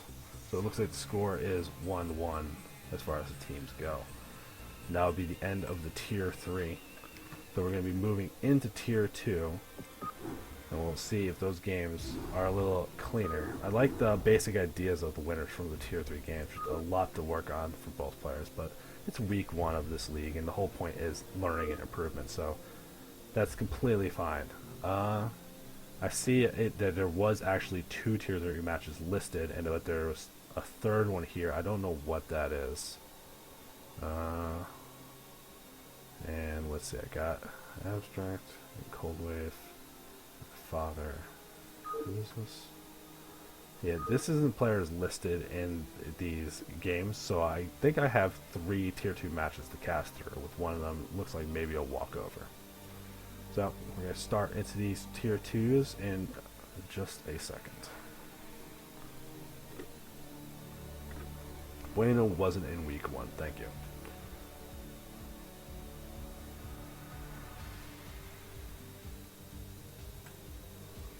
Okay, well, we're going to get started into week Tier 2 then. We're going to Father versus L, and we're going to be looking at game 1.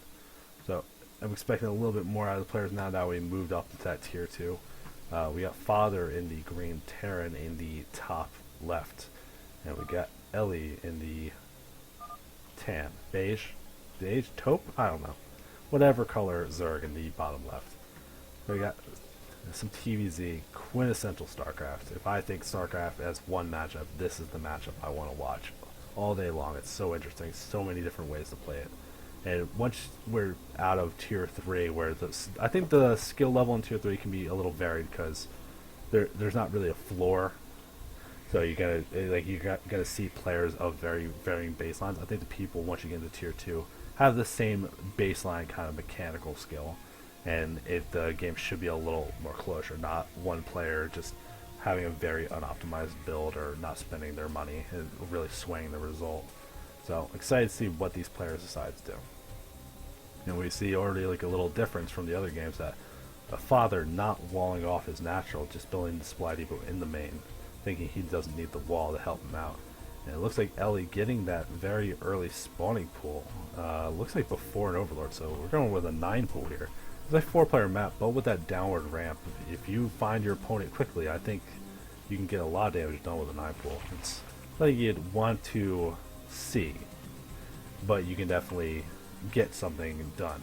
It's going to be depending on how the Terran handles it, or if they scout it in time. Now we got to see where is Father going with his first scout. Are they going to be going down or to the right? Looks like to the right, which means they'll get that last scout for this 9 pool opening, which is very fortunate for Ellie. Now, as we look, we got that 9 pool on the way, the Overlord just about to hatch, and we're saving up larva for 6 Zerglings, so we're going to see if we can get some damage done. Now, what the thing from here that I always look at from Zerg doing a 9 pool like this, you're going to start those 6 lanes, you're going to try to get damage done, but what's the next step? Do you keep making lings? Do you commit to ling speed? Or do you just go, I just want to be a little aggressive and then go into an economy game, get that early tech or something? So let's see what Ellie wants to do, and you can see already getting that immediate expansion, just getting a couple links to maybe get some early damage done. See how hard they commit to it. Might be a reaction to, well, how much did I get done with the attack if they want to keep investing in it. But we see from Father, 1 Marine, no bunkers, and he's starting to pull some SCVs to block the ramp off, which that will be difficult for Ellie to break through. But even this in itself does damage. Like, this 5 SCVs not mining. It's not inconsequential. But this is enough of a pain that you have this little battle wall out of SCVs. It should not be easy for Ellie to get past this and get anything done. I think these are going to get cleaned up without really doing too much. And if that's the situation, you do a 9 pull attack and don't get anything done, that's not where you want to be as a Zerg player. And Father, after seeing the Lings getting killed and no reinforcements, immediately slams down a command center. Because if Zerg does that attack and has to fall back into something else, just immediately plan for it. He has the SUV in the base and is not seeing any more Zerglings being made. In fact, sees it as hatchery, which means there's a lot of money committed to not attacking units. So I think committing to this expand so quickly from Father is a good read of how this game's been developing, even though the opening is a little unusual. And we see Father getting that second barracks, making sure they can get plenty of units, because if they can invest a little more in defense in this situation, realizing where the economy is. That's a big play that you might see from the Zerg here, is getting some tech up and doing something with some damage. Or they're going to take a really greedy third base, but given the 9 pool, and that you just didn't have the drone count to begin with, you can't be really too greedy with economy, otherwise these 2 barracks worth of Marines are just going to march across the map and kill the Zerg. But we do see from the Terran, just sees that extractor getting started and just getting mined now, so he knows the layer's a little bit off, still doesn't see it being morphed or anything like that. And meanwhile, we got Father, a couple barracks in production, working on that academy for Stimpak and maybe some Comsat. And not going crazy, not getting like an eBay, not getting a million things, but just getting enough to get a nice, strong little push worked up if he wants to get something like that going. Once he gets a couple medics and a decent amount of this, gets Stim on the way, he should be able to get something done. Now we got the lair on the way from LA and Zergling speed to go with it. I think you do have to do that in this kind of situation, that you need speed Zerglings just to control the map a little bit and make sure Terran can't do exactly what they're doing now, which is march across the map. LA responding to the march out, they lost a couple Zerglings and they are seeing, oh, I need to make some creep colonies, but these are late. They're not even starting Sunkets, they're starting creep colonies. If these Marines see this, they can definitely push in and start taking advantage. And he saw that was not a Sunken, so definitely going to be able to push in if you just got to keep aggressive. And they're going in an order. Makes it very easy to know which ones am I going to kill. One of them gets canceled. See if you can get any of the other ones up. Finally gets one up, but it has so little health. You could definitely just go kill that. But Father, realizing the spot they're in, forcing plenty of Sunkens, forcing more lings, not drones. Doesn't need to commit to do damage here. Just willing to go, oh, you spent this money this way? I'm just going to walk home. I'm good. I'm not going to die to the Zergling counterattack. But you see the Zerglings on the way. Going to catch up some of these Marines, but plenty of SCVs. Father reinforcing this to make sure he doesn't lose that ground army and fall behind. You see, if you look at supplies, Ellie was struggling for any reasonable supply after committing plenty of drones to be building this kind of stuff. It's going to be difficult to get some kind of play in the way. We do see a Hydra Den instead of a Spire from Ellie, and the Father just scanning there doesn't scan far enough down to see the tech. This is actually a good place to hide your tech, so I don't mind the scan there instead of the main proper. But not knowing lurkers are coming is definitely a problem. So we'll have to see if Father can read the situation that if you were in Lair and you got mutas, you would see mutas soon. So if you don't see mutas, probably not mutas, probably lurkers. So we'll have to see if they get that read and start saving comms energy, start getting these unit upgrades up, which you see the range, you see the weapons upgrades, and we're starting to slam down more barracks to get this unit upgrade up.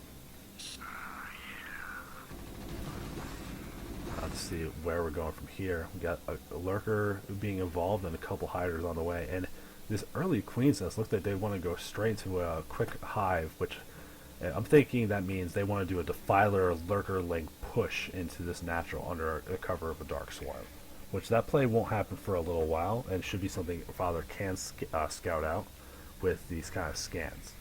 So we'll have to see if that's what Ellie does actually commit to. Taking this third base down here, Ellie's starting to get their economy online and staying that one base ahead of the Terran player, which is kind of where you want to be with Zerg. I think at some point you would want to be looking to take a fourth, but given how much damage Ellie needed to do early, that didn't actually happen, and how much they had to invest in static defense, I think settling for 3 and just, you're not in the best spot, but you're not dead in the water right there like that. But Ellie does see this big force moving out with Zerglings. Does pull them back and doesn't lose them, but getting the lurkers into position, and Ellie is going to have to start maybe making a little more static defense, something to help mitigate this push, because this is a very significant amount of units. And you see Father being careful, already scanning here, looking for lurkers, not wanting to fall into a trap.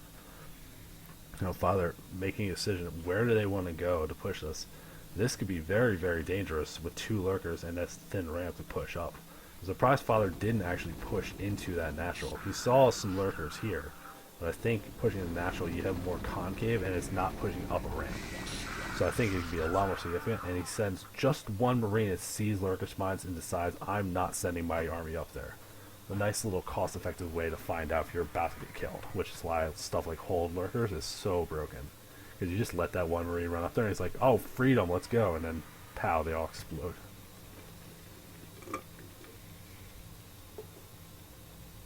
Now we see Father just getting his unit count up, plenty of barracks. Looks like they got double starports and a science facility. So I think they're going to be going into this big science vessel and marine, this SK Terran style, where you're just using irradiates to supplement this ground army and really control the map with a nice mobile force. And Ellie, in the meantime, getting that hive on the way, starting to get their ground upgrades for the lings. So this is like I'm thinking. I think it's gonna be defilers and dark swarm making a push with this ling lurker, which definitely does the job.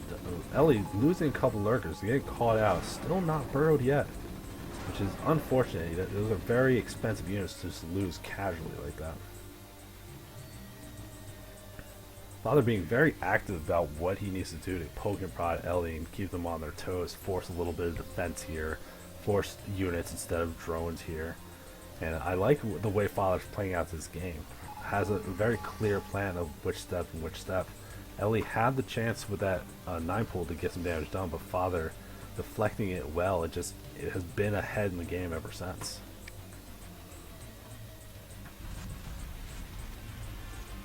And we see we do got those 2 science vessels. That's good detection for the lurkers, but really we're waiting for that irradiate that can punish these lurkers while they're there, or more importantly, punish the defilers once they're on the board. Which we don't see anything of that yet. We just see a bunch of lurkers being made. So Father, while having a strong army and being in a good spot, we'll have to be careful to not lose a lot of stuff to these lurkers so quickly. And we see more science vessels on the way, really committing to this marine-based and science vessel-based army. Which is, I love this kind of style. This is the way I think this matchup should be played. Like when you think about just, you see Zerg trying to go across the map, but you see that Ellie right now taking this 4th base down this corner, seeing if they can force the Terran away from their natural. But this little force here is all you need to clean this up. You know, they're going to secure for their own 3rd base, and then hopefully start poking around, seeing if they can get anything done.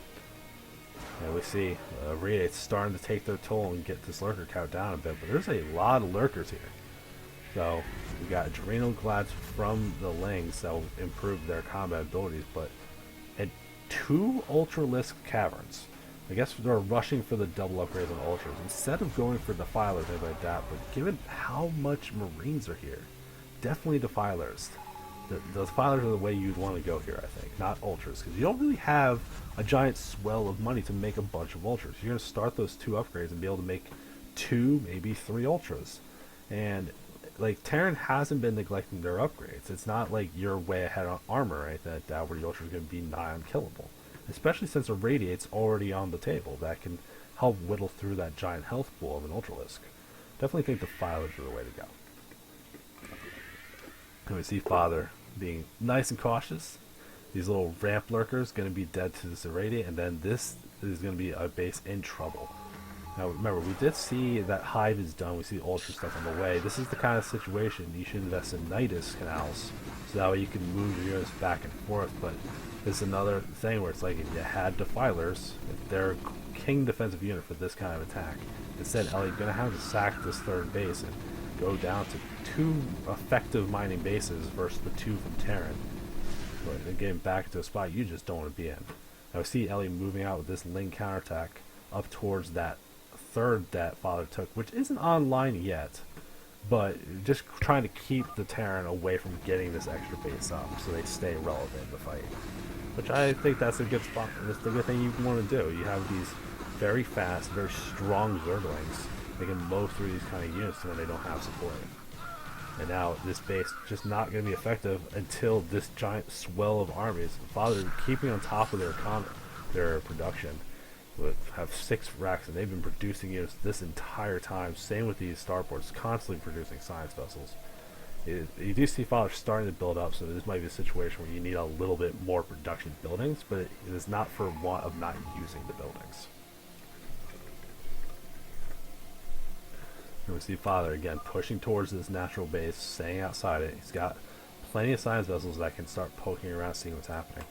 Ellie never got that Spire to get Scourge to force these science vessels away with things, so just at the mercy of these kind of Irradiates. So if those Irradiates go on the Lurkers, sure, they get some stuff done, but if you throw these Irradiates on these Ultras, and you could force the fight to happen immediately. The Ultras have to move out and get something done, because if they just stand there, they're going to lose the Lings, they're going to lose the Ultras, and like, look, we got these Ultra upgrades. The upgrades are done for these Ultra lists, but they just don't have enough force to do anything with it. There wasn't enough armor to will these down. There wasn't enough of the units to be threatening. It was just a couple big targets for this big bio army. And Ellie realizing they're not going to be able to get out of this game any further than this, and taps out. So we got the first game going to Urk Father. Very solid play from both players, though. I just think Ultra is not the call when you don't have enough economy to really support it. The Tunkus did give you a choke point. Yeah, when you do a 9 pull, just don't do damage. The Terran didn't scout you for that 9 pull, so them pulling those SCVs to block that wall was definitely good for them. That could have gone way worse if they didn't see it coming.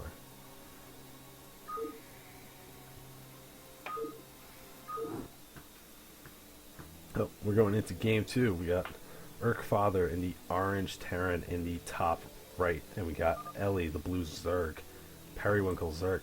Like, there's colors they could use that they haven't used, but then they just do stuff like this where it's like, let's give them 2 shades of blue.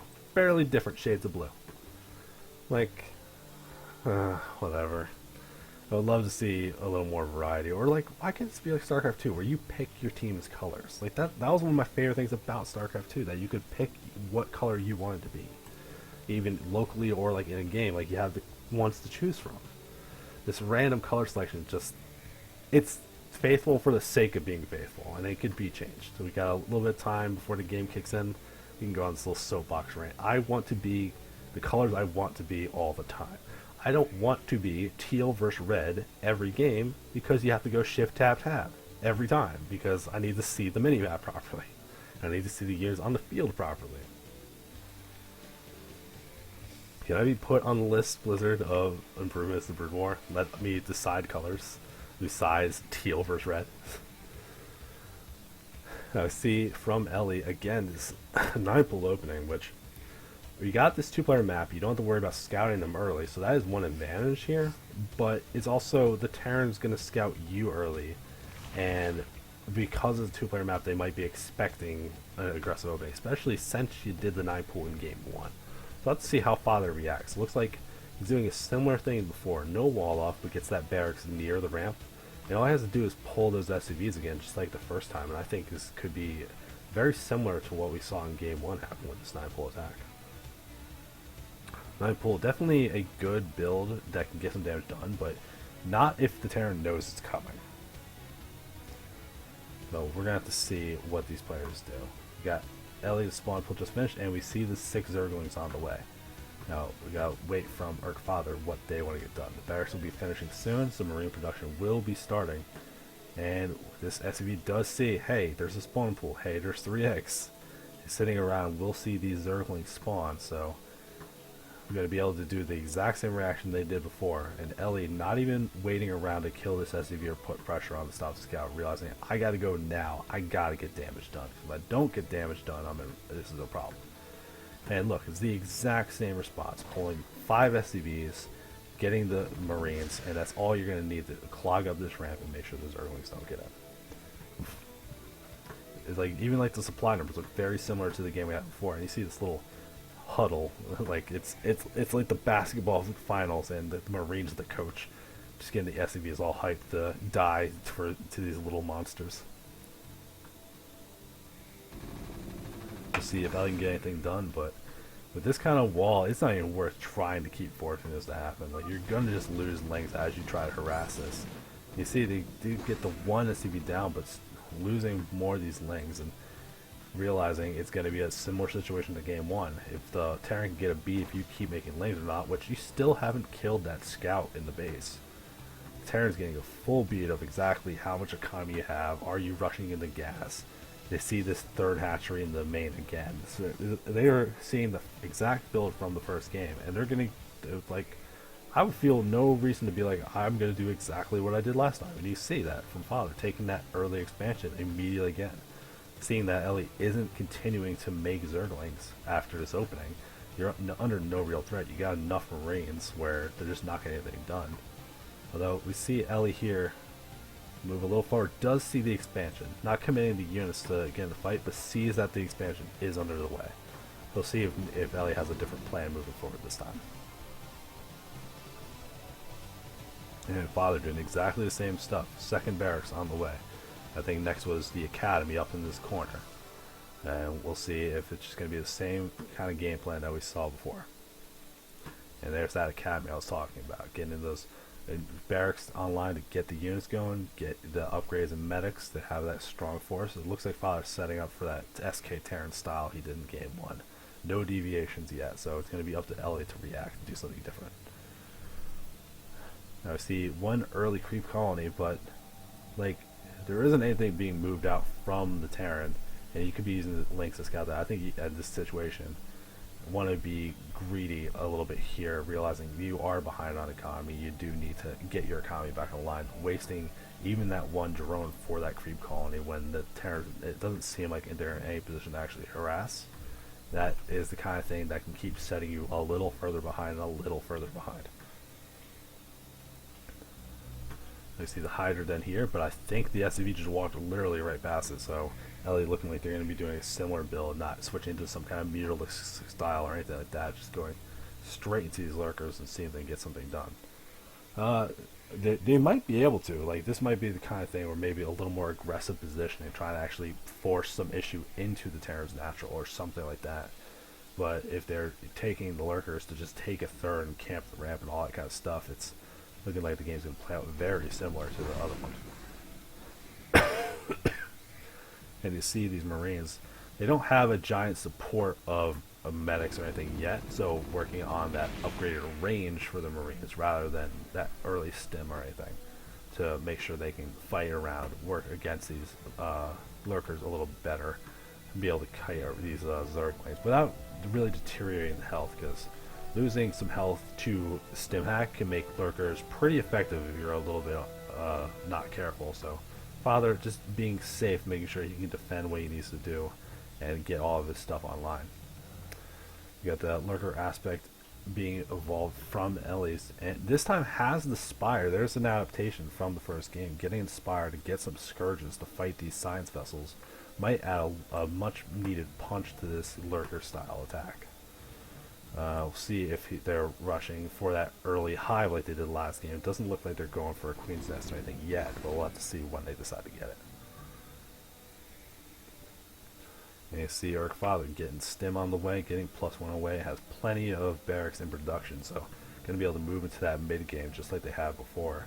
And you see this attack from Father being pushed out. Ellie has these 2 Sunkens, but doesn't have lurkers yet. They got lurkers morphing, so this should be a suitable defense to actually hold this. But remember that Ellie didn't get that third base started yet. It's 2 base versus 2 base, so even though you got something like lurkers, it's pretty strong. I think if Father can contain you from taking that third base, they feel very comfortable about waiting until they get science vessels online to get something done. And Ellie trying to push down with these lurkers, get them near each other so they do kill with one swipe of both sets of spines rather than have them spread apart where they don't do as effective damage. So we'll have to see what is going on with this kind of situation. Hard to tell if they're on like hold position or anything like that, but you see Ellie really grouping them to one set here. But Father not being too aggressive and trying to get anything done. I wonder if they could have got away with something a little bit if they just tried to aggro those Marines and then pull them back to the lurkers, because you saw Father didn't stop the units right away. Ellie forcing their way down this ramp and trying to get some control of this area. And it looks like this is working. It is repelling this group back, and they are split up, so these lanes are going to be so much more effective fighting that first group. Ellie being much more proactive about not letting Father get a giant contain of control out in front of their natural. Although you see back at home, Father, tons of stuff being built, so much production, staying on top of his macro cycles. Very impressive macro for a tier 2 player from Father, in my opinion. Ellie's money floating up a little bit, so if they want to go for that Ultras play again or something similar, this time they got plenty of money to do it. I think it makes a little more sense here, but right now currently supply blocked and not working towards a lair or anything like that. I think having a little struggles spending the money here because you didn't not using these much more expensive units like you did in game 1. We see Ellie moving around with this little group of lanes, trying to get some kind of counter attack, forcing Father to retreat a bit and be defensive rather than staying in Ellie's face. So this would buy Ellie the time she needs to get that third base up right here in this like 10 o'clock expansion position. Now let's see from Father what are they going to do. He's grouping up the army into one big, very intimidating force. Doesn't have any science vessels yet, but they are in production and should be able to join just for detection later. Even if they're not going to be ready for a radius or anything, just having that detection against the lurkers, which Father already saw, is all they really need. Although they do have ComSat and should be able to do something, but being very active with this kind of force, this is like a 3 control groups of Marine medic, which, like, I hate to say, but like these lanes just are not going to cut it. We got +1 upgrade. We got so many units, and they're pushing through right into this natural area, and there's just no units ready. Although you see a little cheeky stuff like this, like that's invisible. I had trouble seeing that as a caster. But that looks like its whole position. This could do so much damage if LA pops it at the right time. Hoping for something big. Yes! Getting some big lurker shots, but there's just so much stuff from Father. Skips right past that, marching right into the static defense. And there's too many units from Father. I think another 9 pool not doing damage early, and then Father just playing out that controlled game gave him too much army for Zerg to really deal with without having something like Defilers or a lot of static D to get them over the hump. Very, very impressive game from Father too. Played a very similar style. Ellie made some adaptations that seemed like they were going to work out, but just Father having too much stuff. Damn, TVZ is easy. Yeah, just build Marines. It's nonsense. It's complete nonsense. Alright, so we got another game in the books. We got, I think that's another Puck Frotoss player. So we're up to 2-1 for Puck Frotoss out of the games we are seeing today. Remember, we're not watching Tier 1, and I think there was one walkover in favor of MCMS. So we got a couple more games to go, so we'll just get an idea of what I'm casting and what we're doing. But so far, it seems okay. No, Ellie, I like the style. It's just, I think doing a risky build and not getting anything done, it's gonna put anyone in a bad situation. I think just Defilers. Like when they're going so heavy in Marines, Defilers instead of Ultras in that game 1 might have been your way back into it. Alright, so Winnow wasn't a thing. We're gonna do Cold Wave next. So going in, we got Cold Wave in the blue, icy, looks very cold Terran. How appropriate. Versus Zeno Coop. Zeno. I'm gonna go Zeno. And the beige, boring, I bought khakis Terran. TVT. This, I don't know how I'm gonna commentate this one. I don't play Terran. I don't watch TVT because it's boring as sin. So I'll do my best, but I don't know. I just don't know. As far as I know, the matchup is very dependent on positioning. That you want to be controlling your opponent where they can go with your siege tanks. No big leaps, no giant death pushes, anything like that. Just like a more positional kind of chess kind of game where you're just making sure your unit's in a good spot. Because if you have siege tanks parked, you can't walk into the siege tanks with your siege tanks and then siege. You're going to eat a bunch of shots, and they're going to do a lot of damage, and then you already lost the fight before it began. The other thing I know particularly about this matchup is +2 weapons is the key, because that lets siege tanks kill other siege tanks in 2 hits, not 3. And that's like, it doesn't matter what the armor upgrades. Once they get the +2 weapons, that's what you want. So I think you see a lot of defensive play in this matchup because you're waiting for that +2, and because it's so hard to actually move in range of siege tanks with whatever tools you have yourself. Some of the things you could see in this kind of matchup would be like drops and harass, trying to force your opponent out of position by making them retreat their forces with like vulture drops to fight the economy. So you get like things like big harassment plays to get anything done. Also, like I've seen in some of the later games, stuff like battle cruisers that they're not the best unit, but they can at least fire downward. Same with like big wraith builds that they don't have to deal with the siege tank. They kind of step around it in its own way. So there's definitely some deviation, but the core is it's siege tanks and vultures and positioning and not getting yourself killed. So we'll have to see what these players do and what they're aiming for. Hopefully at least one of them is doing something a little aggressive, some kind of dropship play, going for wraiths or something like that. That makes the game not just a turtle and Macrofest early. I want to see some action, because like, if you want to sell me that Terran's a cool race, play the matchup in a cool way. You watch ZVZ, that matchup's awesome. It's like, I'm building 7 workers, then we fight to the death. And then if you watch Pros vs. Pros, it's like, alright, you don't get to expand. It's going to be difficult to expand. We got Reavers, there's action, it's still fighting, even if it's weird. Terran vs. Terran, it's just like, I got these 4 tanks, and I'm going to put them right here. What would you like to do? And you're very polite, like just, you can have your money, and I'll have my money, and just, we'll see how the game plays out, though. We see from the blue Terran we got the factory on the way. Not done yet, but on the way at least. And then we got that early CC from Xeno. So already a deviation that Xeno is going for that early greedy play, realizing it is hard to attack in this matchup. So if Cold Wave getting that last scout on this is probably going to be like, dude, really? And going to have to figure out their way into it. So hopefully Cold Wave responds with some kind of attack. Because you don't want to just expand now and accept the fact that you're behind. But Cold Wave should be able to see the expansion being made. If you went closer, you'd be able to see the progress of it and realize how early it was. It doesn't actually see it. It just saw that it was in production. So we'll have to see what Cold Wave wants to do about this. And it looks like they got plenty of money and are thinking about getting a command center themselves. Surprisingly, getting the command center on the low ground, playing to fly it. I don't know what he thinks Xeno's going to be able to attack with to stop him from building it up on the high ground. Like, you saw this super early expansion. There can't be units behind this that can actually stop you from expanding yourself. I think if you're in this spot here and you want to take the expansions, admit you're a little behind, building on the high ground, there's no reason not to. If you're really worried about, build a bunker to protect it because you got a couple Marines anyway. Something like that. You see Cold Wave trying to get this scout out of here because the scout saw no expansion but doesn't want to let the scout into the base and see what's going on. Maybe that's the reason for the low ground command center, to keep Xeno in the dark, that maybe Cold Wave is planning to do something really aggressive, but instead is playing for the economy play, hoping Xeno overcommits with some defense or something.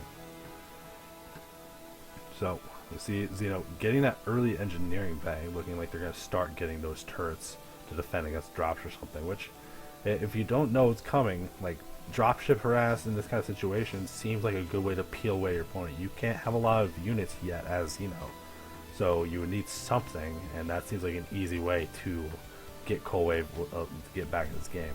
You can see he's moving forward with a very small amount of stuff, but should be able to start harassing. We got that siege mode done. Going to start shelling into this natural base here. We'll see what actually happens in this area. So we got plenty of things here. I wonder if you could try to move a little more forward with the siege and actually get to the SCVs, but just taking their slow time. I actually think you might want to not kill this, because if it's just vultures and you kill, now they can get out and actually engage you. If that wall was there, the vultures can't engage your army. They can't place these spider mines. I think if you never wanted to kill that supply depot wall, just move up forward far enough to shell into the SCVs from range. I think that's all you really need to do, unless you couldn't have enough vision to actually do it. But you see that Cold Wave losing all of his tanks because the things can just get through and get in his face. Maybe if you brought some SCVs to help pseudo wall that or something. I'm not sure. There had to have been some better way of doing that from Cold Wave. But it's unfortunate. Both sides taking a little bit of damage, but I definitely think Cold Wave got the worst end of the deal. Because Xeno didn't really lose their economy or anything. Didn't lose enough units to really matter. And it is giving time for Xeno to get his own tanks online, get more factories in the mix, and do stuff like that. Cold Wave taking another route for getting their own advantage early, that they're getting the weapon upgrades up earlier than Xeno, so they will hit that critical +2 faster than Xeno will, like I was mentioning. Meanwhile, Xeno really upgrading their vultures. They already got the spider mines and now working towards that vulture speed. Not really trying to produce tanks yet or worry about siege mode just yet. Building up plenty of factories though, since they have the economy to support that kind of thing, and starting to get towards that armory now. We see from Cold Wave only 2 factories rather than the 4 from Xeno, so if he doesn't keep trying to pressure in and get some stuff done, Xeno definitely is going to start climbing a little bit out of control. You're going to see there's a pretty big supply deficit for Cold Wave, given how these builds are playing out. And you see Cold Wave also building up a pretty decent bang. This might be the kind of situation where you take that second gas at your natural, maybe earlier than he did. He's being confined by gas, not minerals right now, or working to take that third base. Now this is the kind of positional play I keep talking about in this matchup, and now finally talking about the positional matchup, and I guess I can talk about it again because they're actually gonna do it. Taking control of these high ground pods with these tanks, not rushing down, not getting yourself in a bad spot, being patient and holding the high ground. is exactly the kind of thing you need to do here. You see Xeno moving out with these vultures, just barely misses seeing this SCV go up. Or maybe he saw and was waiting for a little bit later to do anything. Cold looking like they want to take that extra base though, but Xeno, in a good spot to get some harassment done, has so many more vultures and has upgrades for them. Being able to lay mines as he goes in this area, and he's getting good SCV damage down into this natural. He's going to end up losing these vultures, but definitely got a decent kills on this natural, just slowing down Cold Wave's economy even further. You saw that Cold Wave expanded after him and just keep leaning into stopping the economy down. I think that's what you want to be doing here. I'm not sure how you want to be saturating bases. You see that Cold Wave is moving more units into this natural rather than having a very oversaturated main and basically nothing at the natural. Something to remember that if you do get harassed and lose workers, see if you have workers from another base, because you can build them at multiple, like Nexus or Command Center or something. But if you have 20 mining from one, 3 mining from the other, you're just not being as efficient. So you can always move workers around. Something to keep in mind if you just got hit by harass. And you see, like, look at Xeno's area. There's so many mines. There's so many mines. There's so many mines. You're not going to be able to walk towards Xeno's base on the ground in this situation. So he's getting all this free reign to get this big swell of factories up. Looks like he's already up to 6 factories, working towards that starport, which might be used for something like dropships, like I was mentioning, and just getting this nice big ground army that he's going to be able to push in with. Cold Wave, not trying to overstep or anything, using his barracks as spot provision, but has not moved these siege tanks yet, just keeping control of that high ground, not getting baited into going further than they can actually handle with their means. But you can see exactly the situation we're in. Cold Wave finally finishing his command center, but no one's mining yet, so it's a third base. It hasn't actually kicked in or gotten him any money yet. It's still a net loss so far. It will be good later. But if you look at the supply difference, Xeno has so much more supply right now because of no effective harass, getting that extra expansion up earlier, and now he has so many more factories. He's going to be able to build a very significant army very quickly. If we look at the upgrades, we got that +1 for Cold Wave. And we don't have anything yet for Xeno, but his +1 is very, very close to finishing. And then they'll be on even ground, except Xeno goes so many more units. And you can see exactly what I'm talking about. Positioning for these high ground. Going right into the middle of this ridge, but not going further. And then they're moving their dumbass little barracks to spot each other. And just, like, no damage. There's no damage happening here. They're just staring at each other.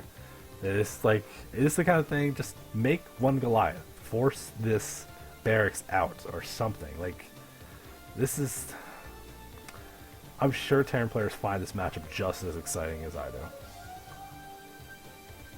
We do see Cold Wave starting to try to mine up the map a little bit in weirder spots, stuff that he can actually get to for now. He can always try to enclose on it further later, but getting mines to this area to make sure there's no big going around the ring, forcing Xeno to make sure you know they are going to barrel down their strong side right here. Now, something you do got to be careful in this situation. You see that these players have their mines right by their tanks. All you got to do is get something in range to mine drag, and that can get you in trouble.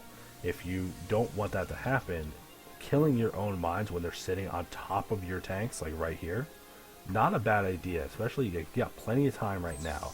Just kill the mines before they kill all your tanks. What are these mines going to do other than ruin your day later? And you get the same situation from Xeno. A little better for Xeno because if he wants to retreat back, the mines are still there. But that's something you got to keep in mind. It's just not placing mines in a bad spot that could really get you in trouble from a run by. We see Xeno moving up a different way to go around and see if they can secure something. Not sure if they're scouting around to find if there's a third base or anything. Has no vision about that third base from Cold Wave yet. Does see with this dropship in the main, and there's a couple vultures in it, but looks like it's not getting anything done because Cold Wave got some race, anti-dropship tech, and is going into double race and cloak. Going to force Xeno into getting anti-air that is substantial enough to do something with this. Wraiths don't do a lot of damage to the ground, so if you have detection and a couple of flash, you'll be able to really do something. But if you don't have a way to spot these cold regs, they are a way that can break a siege line. And that would give him the ability to move into that next high ground pod and start controlling the map a little more. That's one of the things with this matchup that I do think is cool, that you can just find these little advantages from having a different unit or using it in a different way. And you can see that right here. Xeno trying to push into this army, and Coldwave not having a very significantly better army, but having some units that can't be hit definitely helps bolster. Now, you could take these raids down here and push out these barracks. Nothing can hit this, so he should be taking these raids, and he could definitely force this army to back off. Not really rushing forward to do that. And you see, there's so many mines here from Xeno. He's going to have to wait for some way to clear them, but these raids could be doing something. We see Xeno getting up their third base over here in this far side, very far away from where Coldwave has any control, so I think this is a very safe location to take a base. I think you would also want to take this mineral one right here, because again, Coldwave have you pushing through your strength of your ground army right here, and I don't think they can actually push to this. I think just taking this little corner here is a very good plan for Xeno, so we'll have to see if they want to take that mineral sometime soon.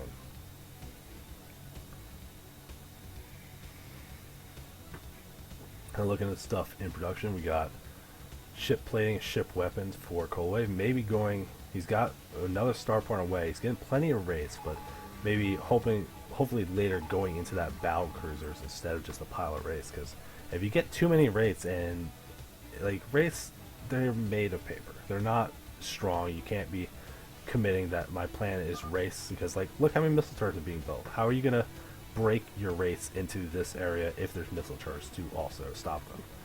We don't see Xeno building turrets in the area by their units to help defend it, but you see Coldwave is doing it, and that's a good idea for this kind of situation.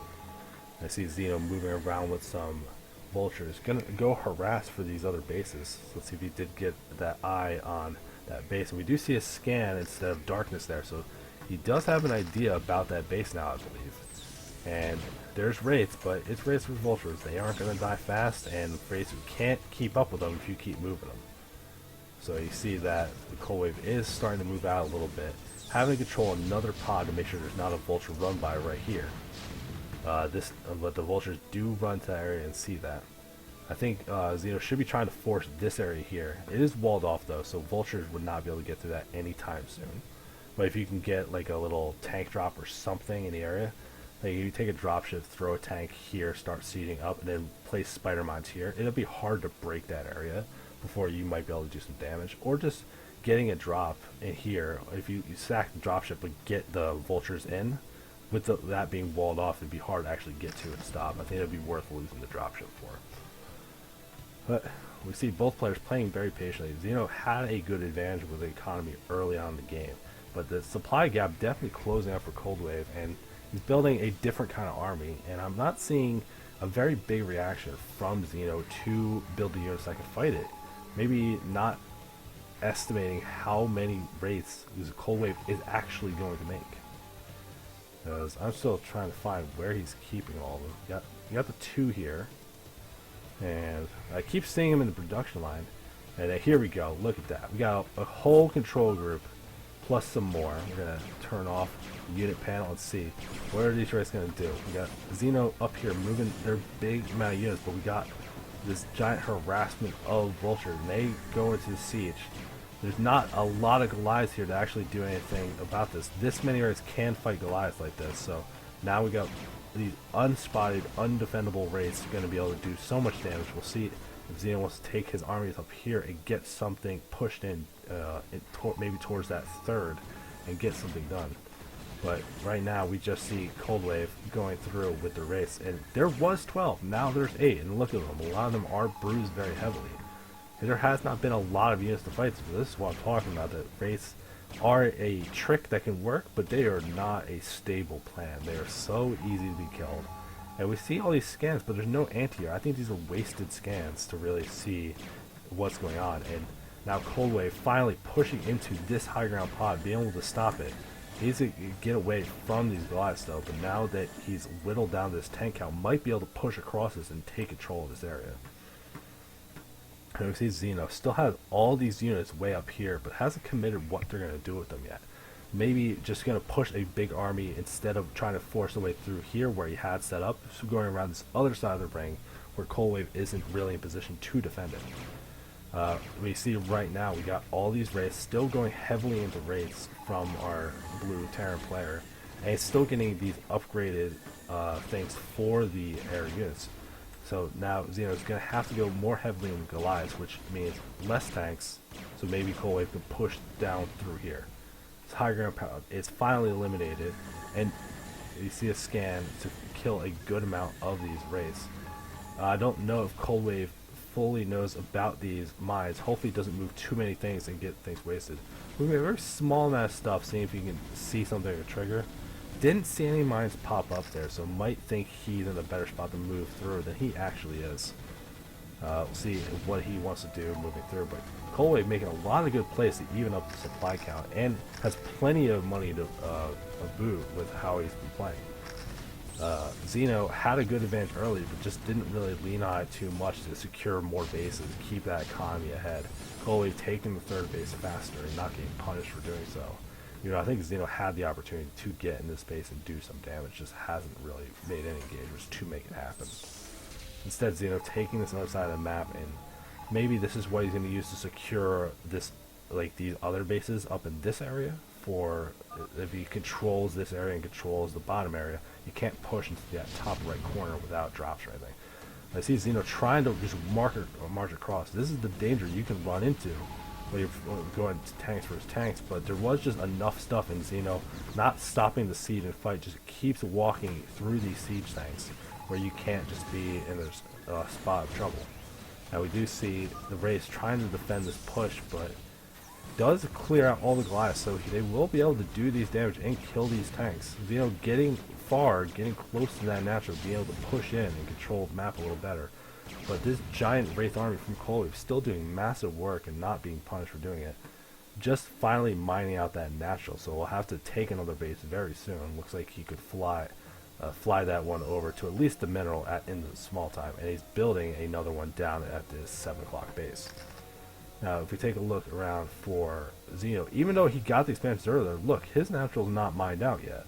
So I think Cold Wave just had better SUV production. Even though the Wraith did do some decent harassment down there, Xeno never really reproduced those.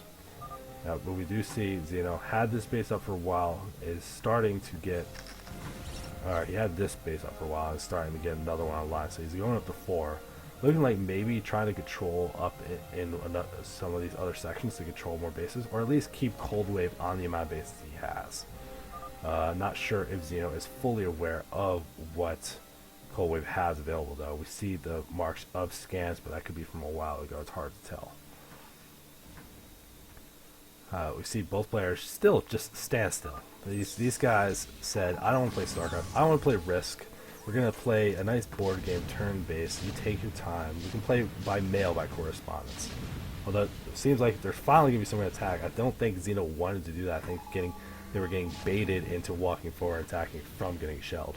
And we see Cold Wave moving up into this top spot, but Xeno already had a good amount of army in this area, be able to clean up some of Cold Wave's units. But it definitely seems like Cold Wave is getting the better of a lot of these trades of units. And you can see that he's trying to float up into this area, but he saw the units right there. Like, I don't even land this. Just turn it around. You know this isn't going to happen unless you can pull enough units to actually defend it. But he shouldn't be able to. There's too many Goliaths. He's built a couple missile turrets. And we see Xeno taking this command center while Cold Wave's trying to land this one right next to it. That's hilarious. And Xeno taking this base up here. With control up in this area here and this giant groundswell of stuff here, taking more of this right side bases for Xeno seems like it'd be very difficult for Cold Wave to do anything about. Just needs vision in this middle section so Cold Wave can't fly across the middle towards that area. But you don't see any mines, no kind of spotter units, no turrets in the middle, anything like that to really see something like that. And just in general, you don't see Xeno supporting his army with turrets to make sure that the Wraiths can't come in and do massive damage, just relying on these Goliaths instead. We see Xeno is at 2-0. The critical number upgrade is at 2. Meanwhile, Cold Wave up to 1-3 definitely has more substantial upgrades, especially if he has to go into something like Goliath later or anything like that. You do see Xeno upgrading the other stuff, and Cold Wave getting more upgrades, more air upgrades, really still making these raids and really committing to this giant air terrain. Like, this is like a control group and a half with more raids in production. I'm still waiting to see if he does want to go into that science vessel or the battle cruiser tech, since he already has all these upgrades. And battle cruisers are definitely much harder to kill, and while they fire slow, they definitely do more air to ground damage than a wraith does. Especially given if they're already going to be this upgraded. Cold Wave very up on the game on upgrades for both the ground and the air. And we see from Xeno still getting lots of glide, realizing that the air army from Cold Wave is this big of a threat and needs to be ready for it. Both players maxed out, so curious, what do you do here when you're in TVT and you're both maxed out? Is this something you try to throw some units away and see? And you see Cold Wave taking a couple dropships and moving forward. I think he was saying about dropping into the siege line, but seeing that many Goliaths, one, spots that he shouldn't move his race in that position, but two, I don't think he'd be able to actually kill these. He wouldn't be able to drop the stuff out until they already died for the Goliaths. But if you can get some drops in this area and the tanks start shelling each other, and you can pop these mines, you can definitely get something done. But with this many Goliaths, that's going to be a problem. You do see Cold Wave down here going into the base with this drop, though, forcing Xeno to pull back from this pod to come and defend it. And you see, like, just little stuff like this, these couple tanks. Even though they're on the low ground, though, it's much more unfortunate compared to something like a Fighting Spear, where they would be on the high ground and forcing a choke. But forcing all these Goliaths out of there, that would give him an opportunity to move forward and do something here with the race, but didn't decide to do so. Xeno still controlling the outside of the natural, still controlling plenty of the bases on the right side of the map, and still having, in my opinion, an economy advantage. As you see, he's also got this base up here. He's bleeding into Cold Wave's side of the map. And he's got two major high ground pods under pretty decent control, I think. While Cold Wave has a great air army, but needs to get something done. And like here, there's just too much anti-air between these turrets and these. I don't know if these raids can do this without losing substantial numbers. Actually doing very surprising damage. There's enough of them, but that was more than the control group. And you can see now, like, we are down to 9. He definitely had well more than a control group when he went in and lost a good amount of it. And he sees, you know, moving up with some more Goliaths. As Goliaths get these weapon upgrades, 12 plus 2 doing 36 damage apiece. And these things have no health. Like, they're going to die in a couple hits at most. As long as you have a way to get the detection to spot them. And we see Xeno, more Goliaths just moving up towards that top spot, realizing he needs to control this area and stop Cold Wave from killing so he can't take that expansion himself. Really playing that long choke him out kind of game. Because if you got your bases under control and you take one of your opponent's bases, you will eventually whittle them out of money. Both players still near max and still having pretty substantial banks, so it's not like an immediate advantage of, oh, you can't get this expansion, you're going to be broke. No, it's like 10 minutes down the line, 15 minutes down the line that the money will really start kicking in as you keep trading little units and stuff here. Well, Cold Wave gets an opportunity here. If he was a little more active, he can get these vultures. He's going to be able to kill plenty of SCVs here. See this base is online and see this one's online and get plenty of free damage for a very minimal investment. Love this kind of stuff where you're walking around and trying to just get around if there's any mines with spot vision, any units that might be causing you trouble. And we see Cold Wave finally taking this mineral third, but not actually saturating it with anything yet. And we see Cold Wave mass Wraith. Like super mass Wraith. You know what's good against this kind of thing? A couple Valkyries. Because you have all these Wraiths grouped up because you want that focus damage, stuff you can micro, something you can target. So Valkyrie is just splashing a little bit of damage on all of them. It's kind of like Corsair versus Mutalisks. So I think Xeno adapting his build a little bit, instead of just going mass Goliath like this, just mix a couple Valkyries in. They don't need upgrades or anything crazy like that. But if you got them in the mix and you keep them far enough away, like the Vulture, these Wraiths can't really approach your army and really do anything substantial. Or at least go more heavily into investing in turrets. Like before he had a couple Goliaths and a couple turrets, but if he had like 6, 7, 8 turrets, these Wraiths cannot push into this. You don't even need the Goliaths at that point. You gotta force Cold Wave to take his ground army up there Which if he moves the ground army from like here to go up there and stop this thing, then you move forward and take the bottom base. You gotta do something to get Cold Wave out of position. Xeno's doing a very good job though, actually maintaining the parts of the map he wants, while Cold Wave is just using this mobile Wraith Forge rather than anything else. So I think Xeno has a plan moving forward that's going to get him in a good spot. You saw earlier, Cold Wave was up like 30, 40 CS after that big deficit early, doing good things with this air play, but now starting to not get quite the returns he did before. And we see Cold Wave moving in with these Wraiths, seeing if he can get something done in the main. If he kills some tanks on the way out, but you don't want to be over all these factories if they spawn a bunch of Goliaths.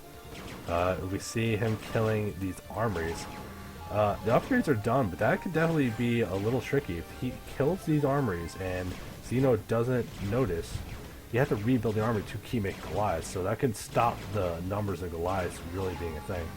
And you can see that Cold Wave doing this many attacks this often, he's starting to eat into Xeno's scans, I think, or maybe just Xeno's starting to run out of which ones he has hotkey, because this one's completely full, but that one's mostly used up, and we got this one's pretty full. So there's just so many scans. Never mind. Like I mean, he's trying to just make Xeno move out of position and get something done. He's using these Wraiths to get plenty of damage done. Xeno, if he just built some turrets, this shuts this kind of stuff down. If you, like, you have all this money, you know you need to defend this base. Don't commit to a giant air army yourself now. Like, you have this big ground army. Use the Goliaths with your ground force. Use turrets to defend the base so you don't get harassed on the backside. That's what it makes sense to me. It might not actually work like that in practice, but there's no way, if you build enough turrets, like, these things have no health. They don't do enough damage. Like, look, that's 8 plus 2 to the ground. There's no way they kill 300 health turrets in time, right? Or 200 health, whatever they are. If you've built a significant amount of them, there's no way they actually fight that. Especially if you start repairing it with SCVs. I don't know, I think Xeno's in a good spot, but just being greedy, just not in the mood to build all these turrets. And you see Cold Wave, giant amounts of money, no real good way to spend it. Finally starting to go into this battle cruiser tech, making use of his air, but going into something with a little more meat to it, rather than stuff like these raids. Now that's something that you could do as Xeno, which might be that's why he's going into the Starcraft transition. You go into cloaked raids to fight the battle cruisers, which that could definitely do a lot of damage if you don't see it coming. So we'll have to see if Cold Wave is going to be on top of it, getting ready to scan the race. I mean, he's been using them all game. He has to realize that it is a potential potent threat. But, like, I say potent, like, look at this. Remember all this race? There's 3 here now. They're so easy to die. I would love to see, like a StarCraft 2 style unit loss count. How many Wraiths have died this game? Because they've been doing a very significant damage. I mean, doing a lot, but that's, like, Cold Wave's just been harassing them. He's not using them to do anything. He's not, like, pulling armies away and moving his ground army forward because the army's out of position. He's literally just using Wraiths the entire time and hoping you do enough damage. And you see, he has plenty of money built up, but Xeno still has the expansion advantage. Xeno's still doing all this stuff that is going to actually win him the game later. And Cold Wave's just doing too much cute stuff, but none of it's doing enough damage to actually significantly matter. We do see Xeno starting to run out of money though, so if he can keep harassing, it will start making a difference. I think Xeno just needs to start building more SCVs more than anything else and really get his economy back online. Because he's got plenty of bases mining, and Cold Wave can't really take anything else. You can see Cold Wave taking this middle now because it's the only one he can realistically approach. And he's just kind of hoping he doesn't get scouted, I think.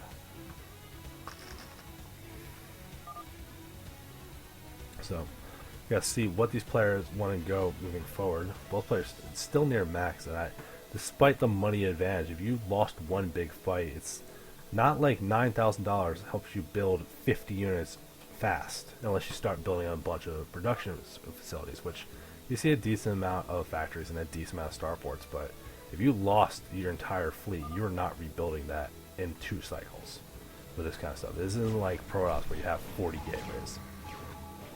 So we gotta see, like, Cold Wave has a big bank, but definitely needs to be careful to not lose any one big fight. I think one big fight lost from either player is all it's gonna take to settle this game.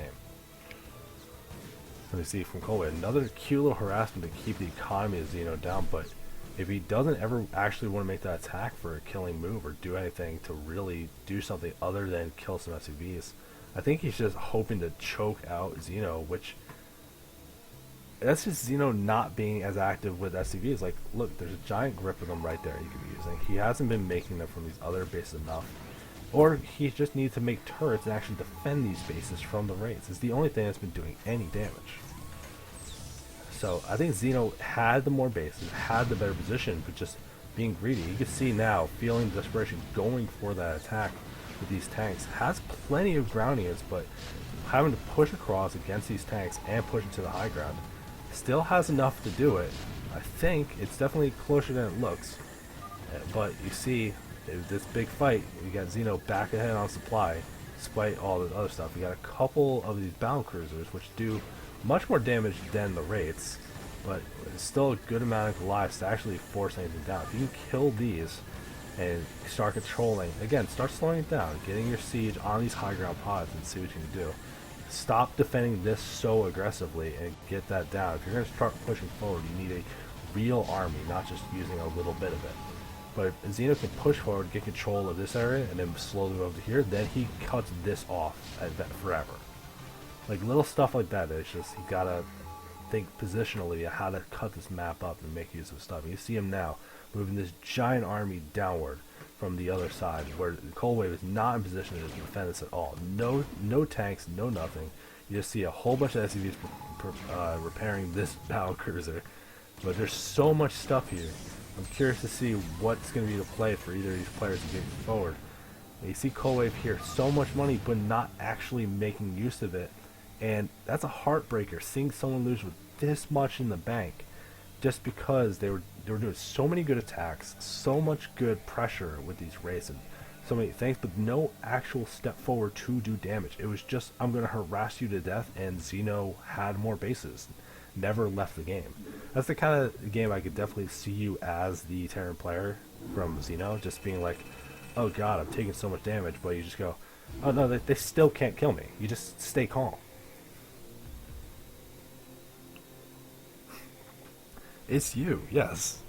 Yeah, Xeno, more SUVs. Dog, come on. Oof. You guys and your... man, you're making this one interesting. That's okay. We're going into game 2. More TVT. We'll see if this game plays out a little bit differently. We got Cold Wave in the orange. Get angry, turn the color up. Not trying to be cold anymore. And we got a Xeno in the red in the bottom left. Curious to see on a 2-player map. This one, it doesn't have that ring of high ground and stuff. This one is definitely a little harder to position and work your way across. So I'm curious if that affects the kind of build you do here. Or is this the kind of thing where Cold Wave played his hand that he goes super wraiths all the time and Xeno can have an adaptation to do something about that. We'll have to see moving forward if what the plans are going to be. Which we're not going to see any deviations for a little while, because it's TVT.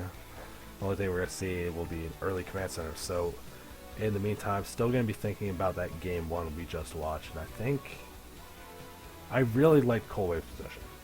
I liked the stuff he was doing, and he was doing so many good harassment. See both players just getting sublighted, but nothing weird. He was doing a lot of good harassment. The Wraith army made sense. I think transitioning to battlecruisers a little bit earlier, and actually, like the one, for example, when he dropped into Xeno's main and pushed all the Goliaths back to deal with it, that's when you take the Wraiths and push that next high ground pod. And if you pull apart with drops and the Wraiths, and you can't have the Goliaths everywhere, unless you build so many of them, then your siege tanks can just march forward and win. So I think this is the kind of thing that you could have done something different. Both players getting that early barracks, no one doing any CC first or gas first, anything weird like that. I don't think this is the kind of matchup you would see anything like that. You still want to, even if you want to do a really aggressive, fast expansion, you still want some Marines in a bunker or something to defend it. So you don't need to build a lot of them, but you still need to build the barracks anyway, so you can start building factories. So the longer you delay that, the worse it's going to be. And we see both players getting their gas reasonably early. Like I said, you need those factories. You're not going to be sticking on Marines for very long. So it's going to be from here, where do they go? You're going to be mining gas. We'll see if they just keep guys in gas forever, if they pull them out to get that command center earlier, which you see in TVP. You might do it in this matchup too. I'm not 100% sure.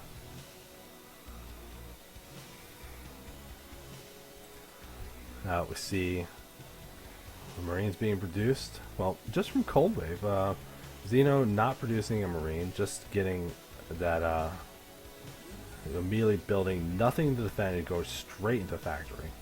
So a little adaptation that we're going to see. We got Xeno much faster factory. Actually, no, it's a little bit slower than what Cold Wave had. I'm curious what the deviation was that let Cold Wave sneak out a Marine and also have the same timing for everything else. See, Xeno did get that earlier supply depot, but it doesn't look like Cold Wave. I know Cold Wave has been supply locked for a while, so I don't think it's going to make a significant difference. But any kind of early game little difference is all you need to see. Unfortunate that Cold Wave is getting this full scout on this 2 factories early, rather than any kind of thing that might be like, oh, it's an early star part, oh, it's a early machine shop, or I'm getting early command center. Seeing 2 factories early should signal some kind of aggression from Xeno, and Cold Wave needs to prepare for it. Which I'm actually a little surprised. I didn't know if when you do any kind of big aggressive play, if you do want to get like a couple Marines with it, and you see Xeno going for that 3rd factory super fast, but still didn't kill the scout. Cold Wave seeing everything, so unless there's going to be some real tricky stuff with cancels, like Cold Wave has a big idea of what's happening here. And we'll see what they do. Starting to build a wall, so any kind of vulture run by would be much more significantly difficult. I like this kind of decision when you see this kind of thing. If you're building this many factories, they're not all going to have add-ons. It's going to be vultures.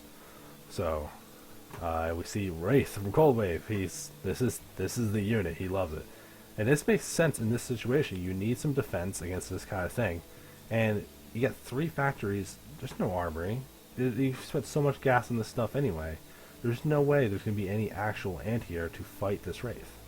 So being very defensive, getting ready for this kind of situation. It looks like Xeno trying to do some really big aggressive play.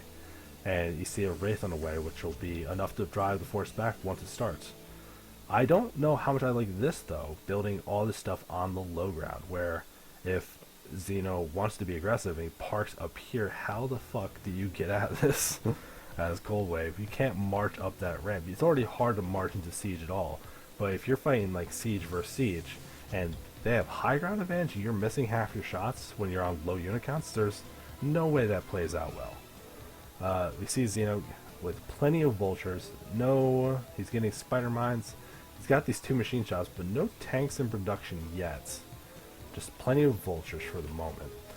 So we'll have to see if that actually what the plan is. And you see Cold Wave sneaking in, getting a good read on what's going on. Sees 2 machine shops, sees 3 factories, and it's going to start harassing this base from her, and stops a supply depot from being built. That actually could be big if Xeno doesn't catch that happened. You see, like right now, that supply depot not moving in progress. Could be a problem, but he's got plenty of units here, and look at all these mines. That you're never gonna walk out of this base with all these mines from Cold Wave.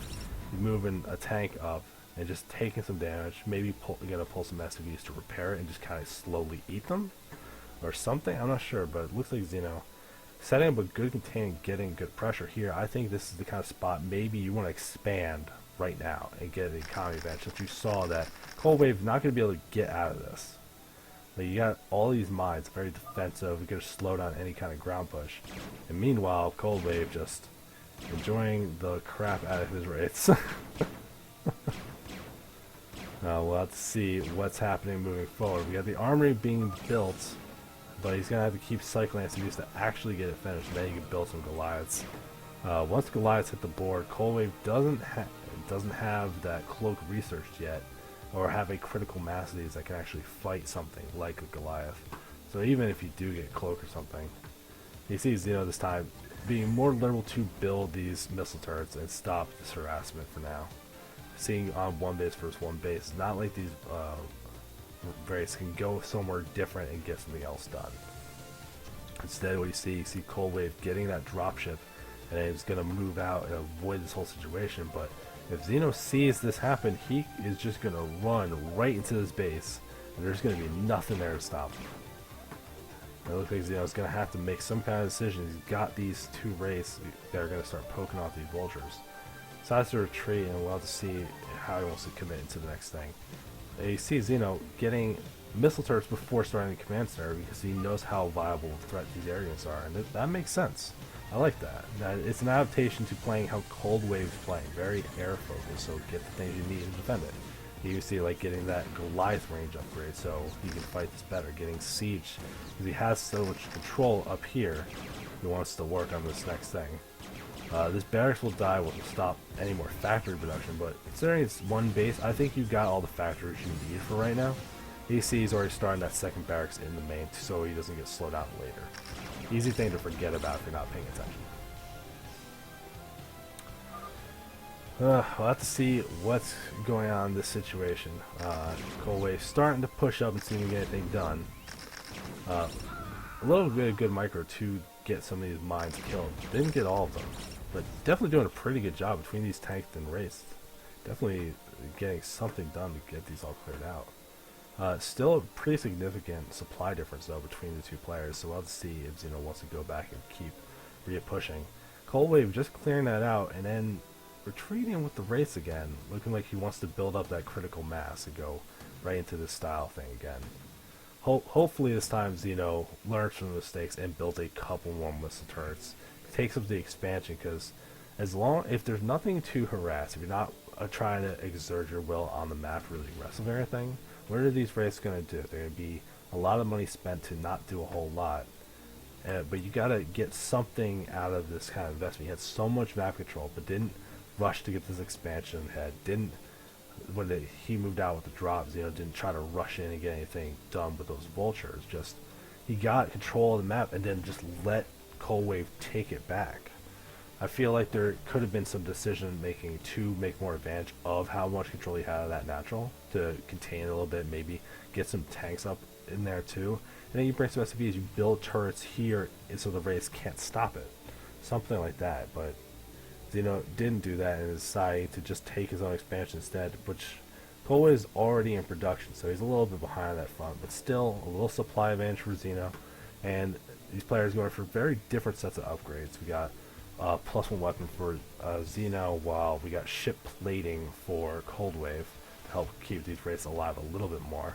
We got we got scan that's going to be on the way soon when the academy finishes for Cold Wave. We got that from both players actually realizing that you're going to need detection against this wraith play. And this time Xeno is getting it much earlier starport, so we'll have to see what he wants to do with that. I'm hoping for some kind of drop so he can have a little more play here, but you gotta be very careful. Wraiths first drop, so I'm expecting more that's wraiths versus wraiths. That he's gonna fight him on his own ground, but have so much more ground army that it's hard to do anything with.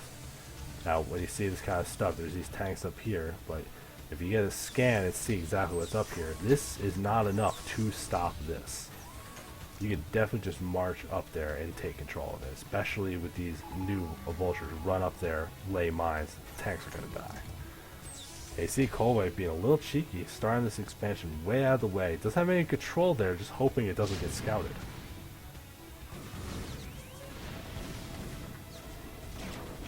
And we see from Cold Wave he's got these wraiths, which they're cloaked.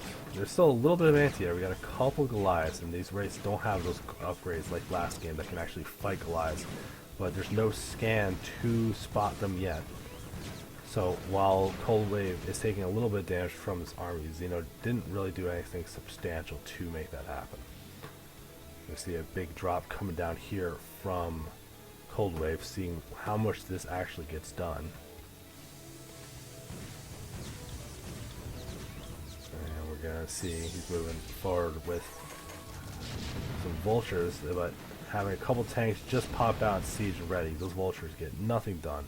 A pretty big investment for not getting anything done with these this dropship. So we're gonna see what is the next step for Cold Wave. Still committing to this very heavy air style play. And you see like 2 factories, 2 starports, compared to Xeno, who is very factory focused instead. Starting to get his expansion up and really trying to secure this area a little bit more. See, they got some tanks moving across the map, which even now, like, Cold Wave has not been reinforcing tanks here. So if he gets these tanks and tries to push up, like, there's not going to be much to stop it except for these wraiths. So all you got to do is build some turrets. Just like this is what I'm talking about. Have turrets to supplement the tanks. You can slow push it by building turrets. You don't have to go crazy. You can definitely take your time taking this kind of push. Wraiths aren't going to do enough to stop it. But you can see here, there's nothing that can really contest these tanks unless these wraiths can kill the Goliaths, which we got a good amount of units for each side. And you see, like, these wraiths are falling way faster than the Goliaths are. I don't think there's going to be enough from these wraiths to actually fight off this tank force at all. And Cold Wave realizing tanks are actually really strong and not going to be able to kill them out. So he's tapping out of this game, and it looks like we got Xeno winning 2-0. So which team was Xeno on? Xeno was on MCMS. Ah, cool. We've casted 4 sets. We're 2-2 so far in the series. That's awesome that it's been this close so far. I got it, like, I got it on my browser. I got the link to the sheet, which is showing me scores, but I got the replay, so I'm going to see what they are anyway. So I can look it up, but thank you for helping. That game looks so much better. You built turrets. Isn't that great how much better that felt when you built turrets?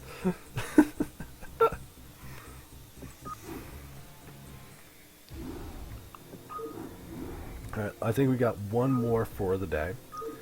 Still in tier 2, we got Abstract Daddy versus Rem. So we'll see how this goes. It's another Terran. Oh dear, everyone loves playing Terran. And it's another oh my god, it's another team. Okay, that's fine. We got Snipe is corrupt. Snipe is corrupt? What the? Who is this? Who is this person? We're gonna have words. We got Snipe is corrupt, which I'm gonna call him corrupt. We're not calling him Snipe. I'm not doing that. That's my boy. He's part of my team. I'm not doing that.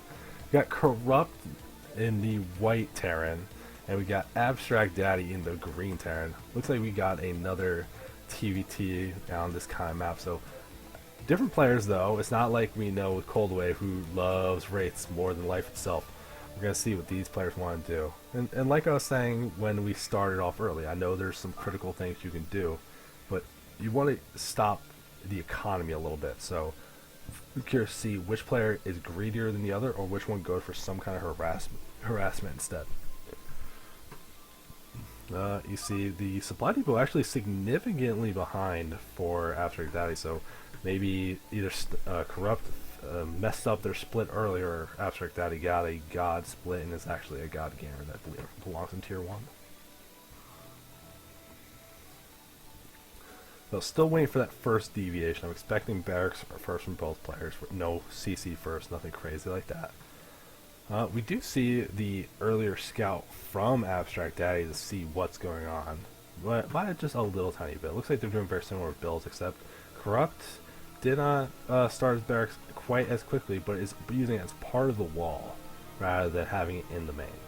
I'm not sure how much I would want something like this to be part of the wall on this kind of matchup.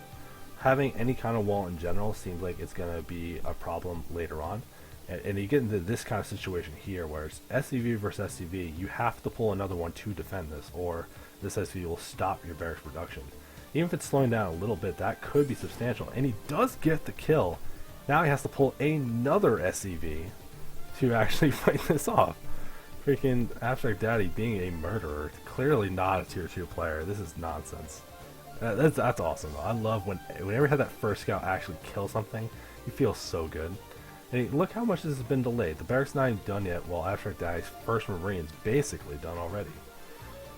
We do see the gas being taken for Abstract and also for Corrupt.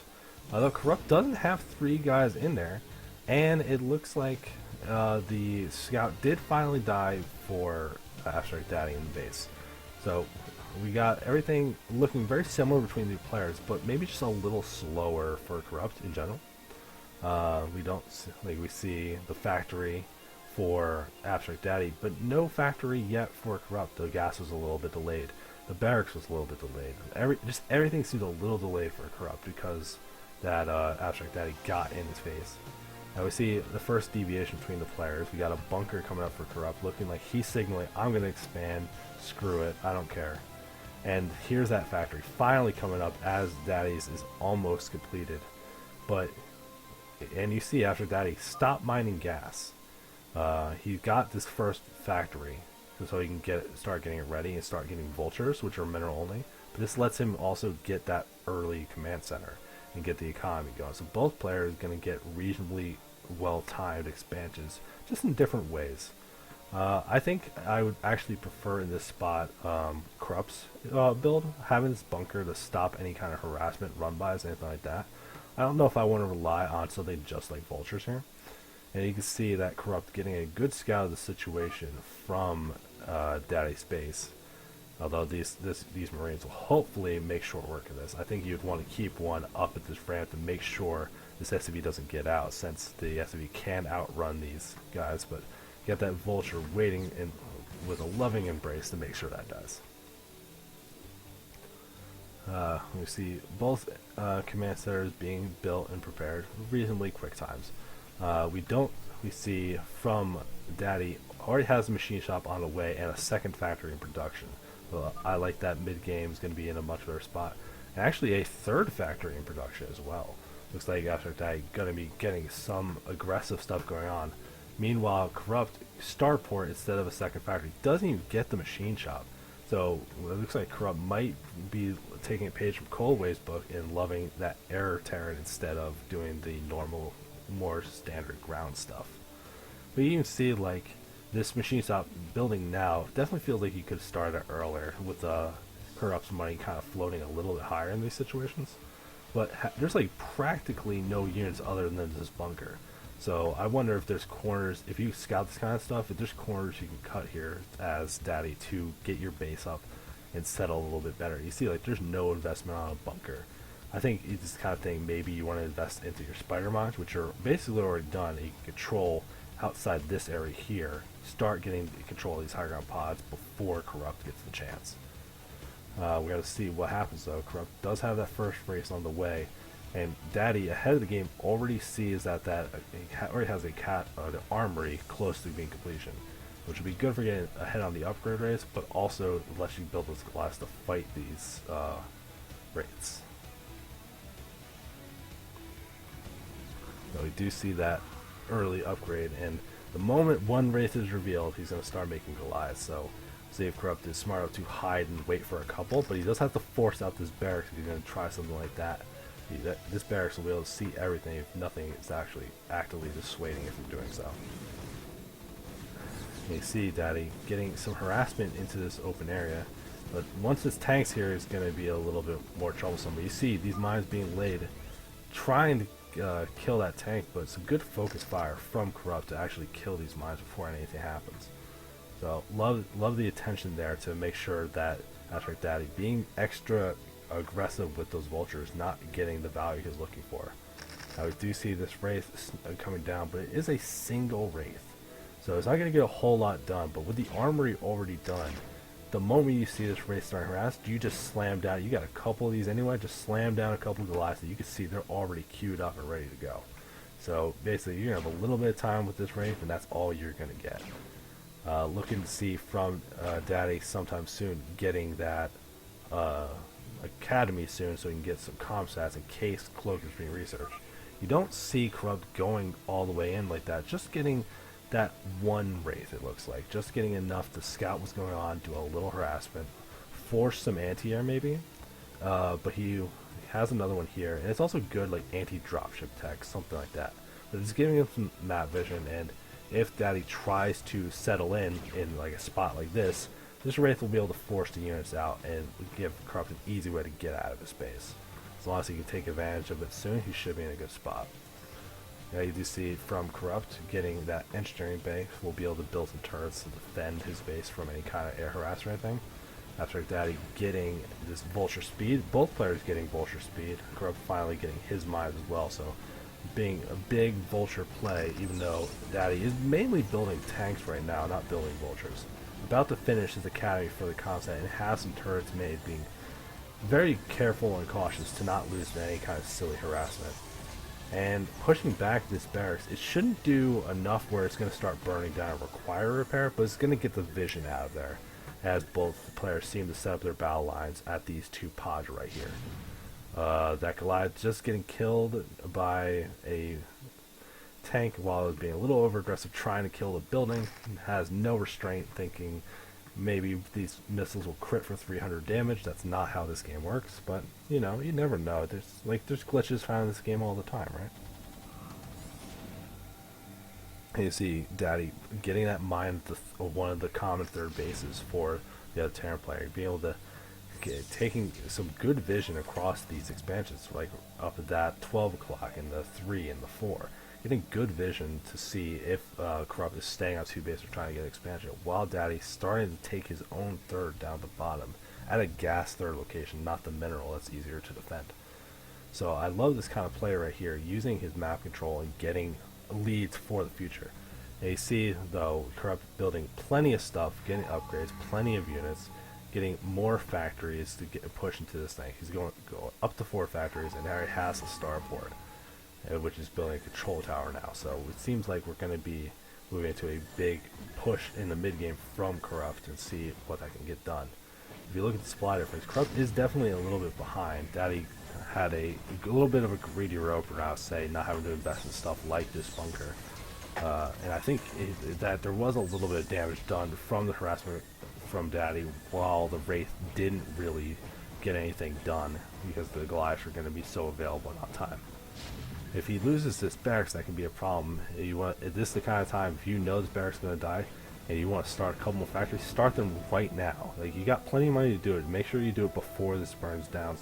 That way you're not hoping to repair. Or if you know you're not going to get time, just start building the barracks over now and realize it's going to die. We see from Corrupt getting more upgrades, still getting the weapons, plus we're getting the Goliath range increase. And then we see from Daddy we're getting a starport. We're building plenty of tanks, not really vultures. Gonna get tanks first. You can always send the vultures after fact since they're so quick. You gotta get the tank line set up for these high ground pods, make sure you don't get busted, which you can see like Corrupt has a much more significant tank amount than Daddy does here. But Daddy still has good vision about what's going on here, has vision of this little arc right here of one of the other bases you might see. And you can see even like right here in the middle. Posturing like you might take that, but it's a good way to see if you just try to go around and cut through the middle to cut off some travel time. You'll be able to see that with that SCV. Now, as far as what else is going on, we see Daddy building some more turrets, being defensive, make sure that nothing happens, and a science facility on the way. I don't think this is for a science vessel as much as it is going to be to go towards that battle cruiser mid-game, which you can do instead. You can see vehicle plating being upgraded, so nothing with ships yet, not really signifying anything crazy. We do have a dropship on the way, so wait, do you need a science facility for a dropship? See, this is what I'm talking about. I'm not a Terran player. I'm trying my best, but I don't know all the answers to all these questions. I don't think you do. I think you just need a control tower, right? So, curious why you got that science facility. Oh, just for upgrades. You need the science facility to get further weapon upgrades. So, just getting into this dropship so you can get some harassment done. You figure at this point, right now, Daddy just needs to sit comfortable. He's already on 3 bases that are getting stuff done, starting the 4th now. If he can stop Corrupt from taking this 3rd, which you can see the 3rd just got started, but he knows it's there. There's not a lot defending it. So if he can do something to stop that 3rd, like this isn't going to be enough to stop a big vulture attack or anything like that, especially if it ends up being a dropship. So we can see what's going to go on and how these players want to approach it. See Daddy getting that 2nd armory so he can do double upgrade at the same time. We already got the vehicle plating in progress, but you can start working on those weapons upgrades further. So now he's completing this science facility.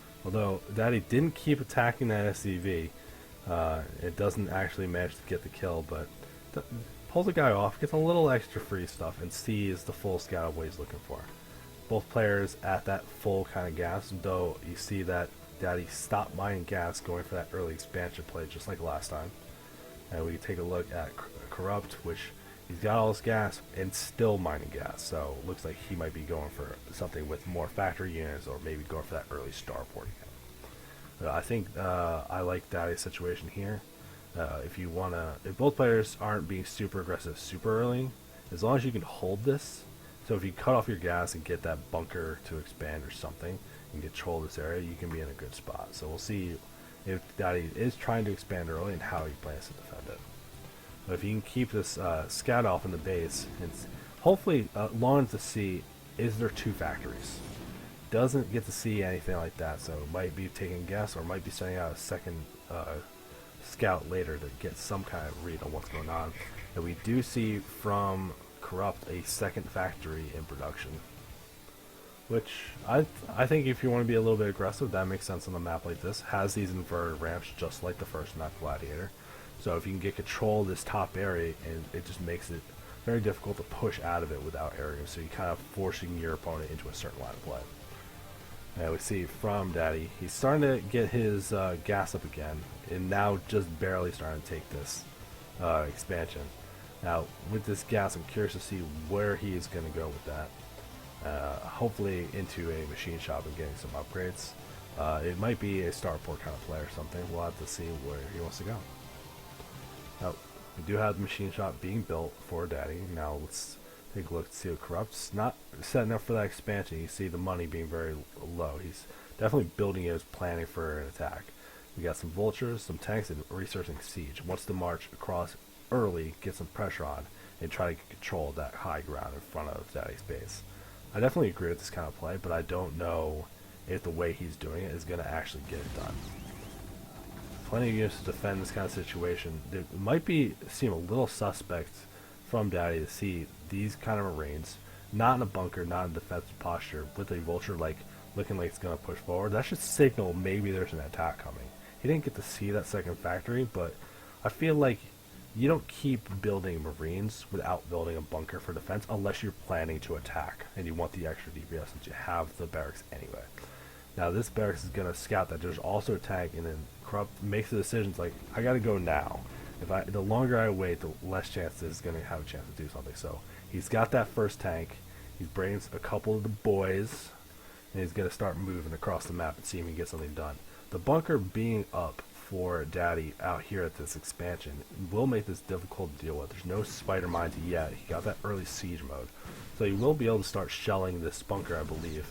But moving a little too far forward with his vulture takes one unit down. If you're doing this kind of early push, each unit you have matters. And you see Daddy, look at this, being super annoying with his barracks. Gonna be able to get into the base and fully see what's going on, or be a real jerk and land that at the expansion, stop the expansion, forced to be a low ground expansion, has to fly his way in. But we do see Snipes attack not as orchestrated as he wants. He's going to lose his tank just to SCVs alone. Loses all these attacking units, so now you see that Daddy has the expansion up and running. There's not a whole lot of units from Corrupt, so Daddy can hold on to this reasonably well and not lose all the stuff they have. There's nothing that is going to get Corrupt back in the game immediately. He's going to be behind on expansions and not done enough damage to make it worth it. And you see Daddy now getting his own upgrades, starting to get his own production of units on the way.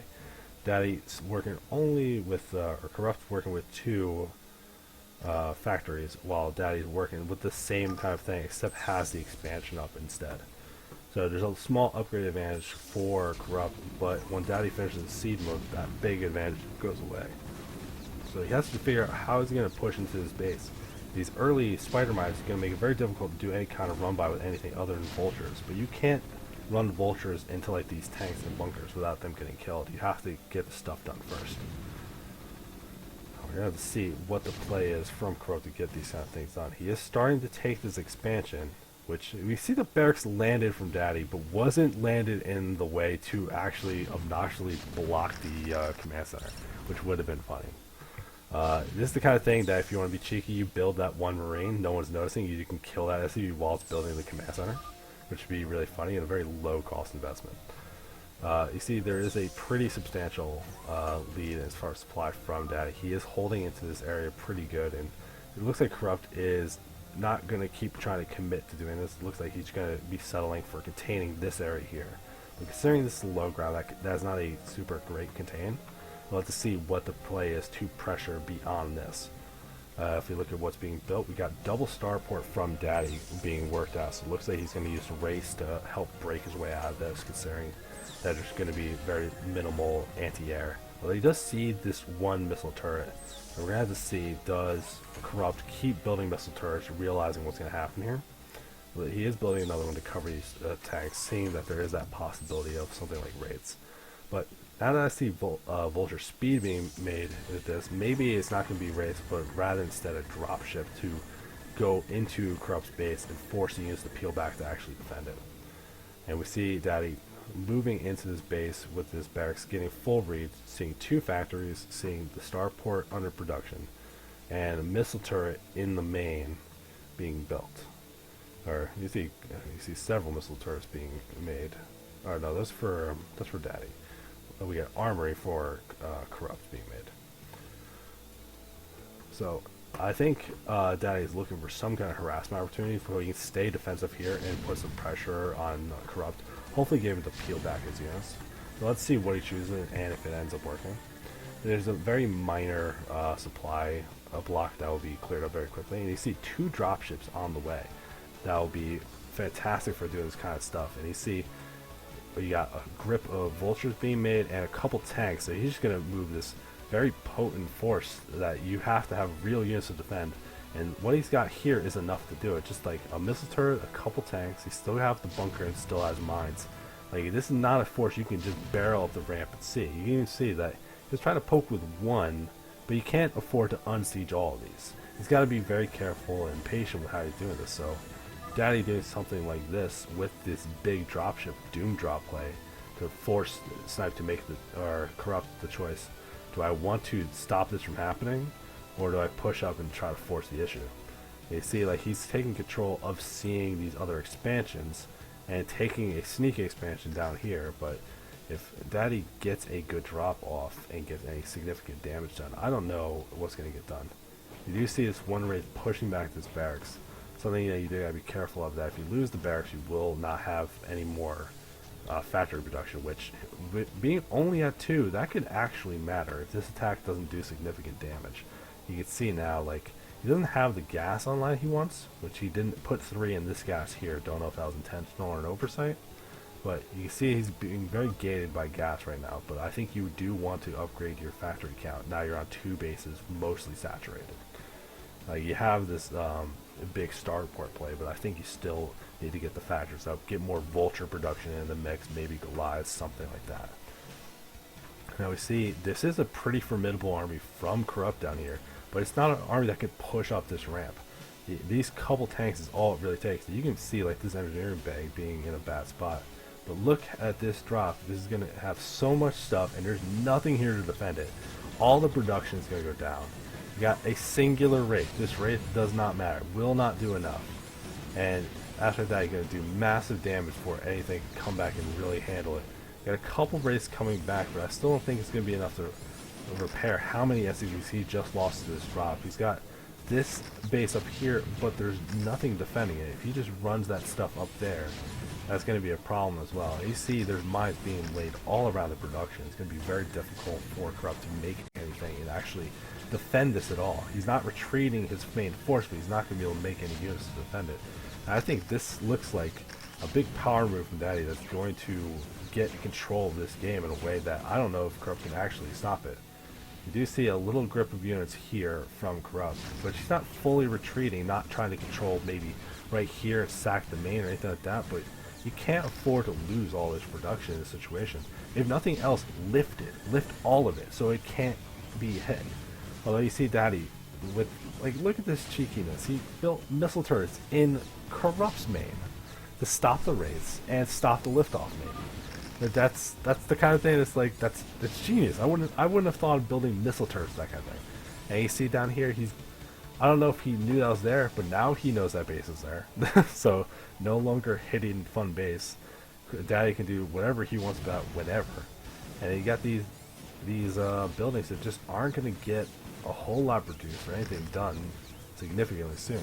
Still laying some mines to make sure that these units can't get made and get anything done. And this vulture here, cleaning up all the SVs. There's almost no mining from Corrupt and barely any money to replenish. Still isn't pulling the trigger on trying to force the way up here. I think at some point you have to make the decision, like, I gotta attack and hope it wins, or I gotta give up his position and go defend my base. But maybe just that fate of the game, realizing like there's nothing I can do anymore. Daddy making one big play to try to peel Corrupt out of position. He didn't leave his position, so he just lost instead. Love that kind of decision. Dropship plays are so big in this matchup, I think, and I think if I was going to play it, this is what I would do as well. So, we got another 2-0. Looks like it did a lot of 2-0s from the games we casted. I think every game we casted was actually a 2-0, which, you know, it's week one. Maybe not quite as balanced yet. But as far as the games we casted, that is our 5th one, and if we update the scores, it looks like, from what I've seen so far, Puck Frotoss up 3-2 for the lower tier players. They win for the little mini game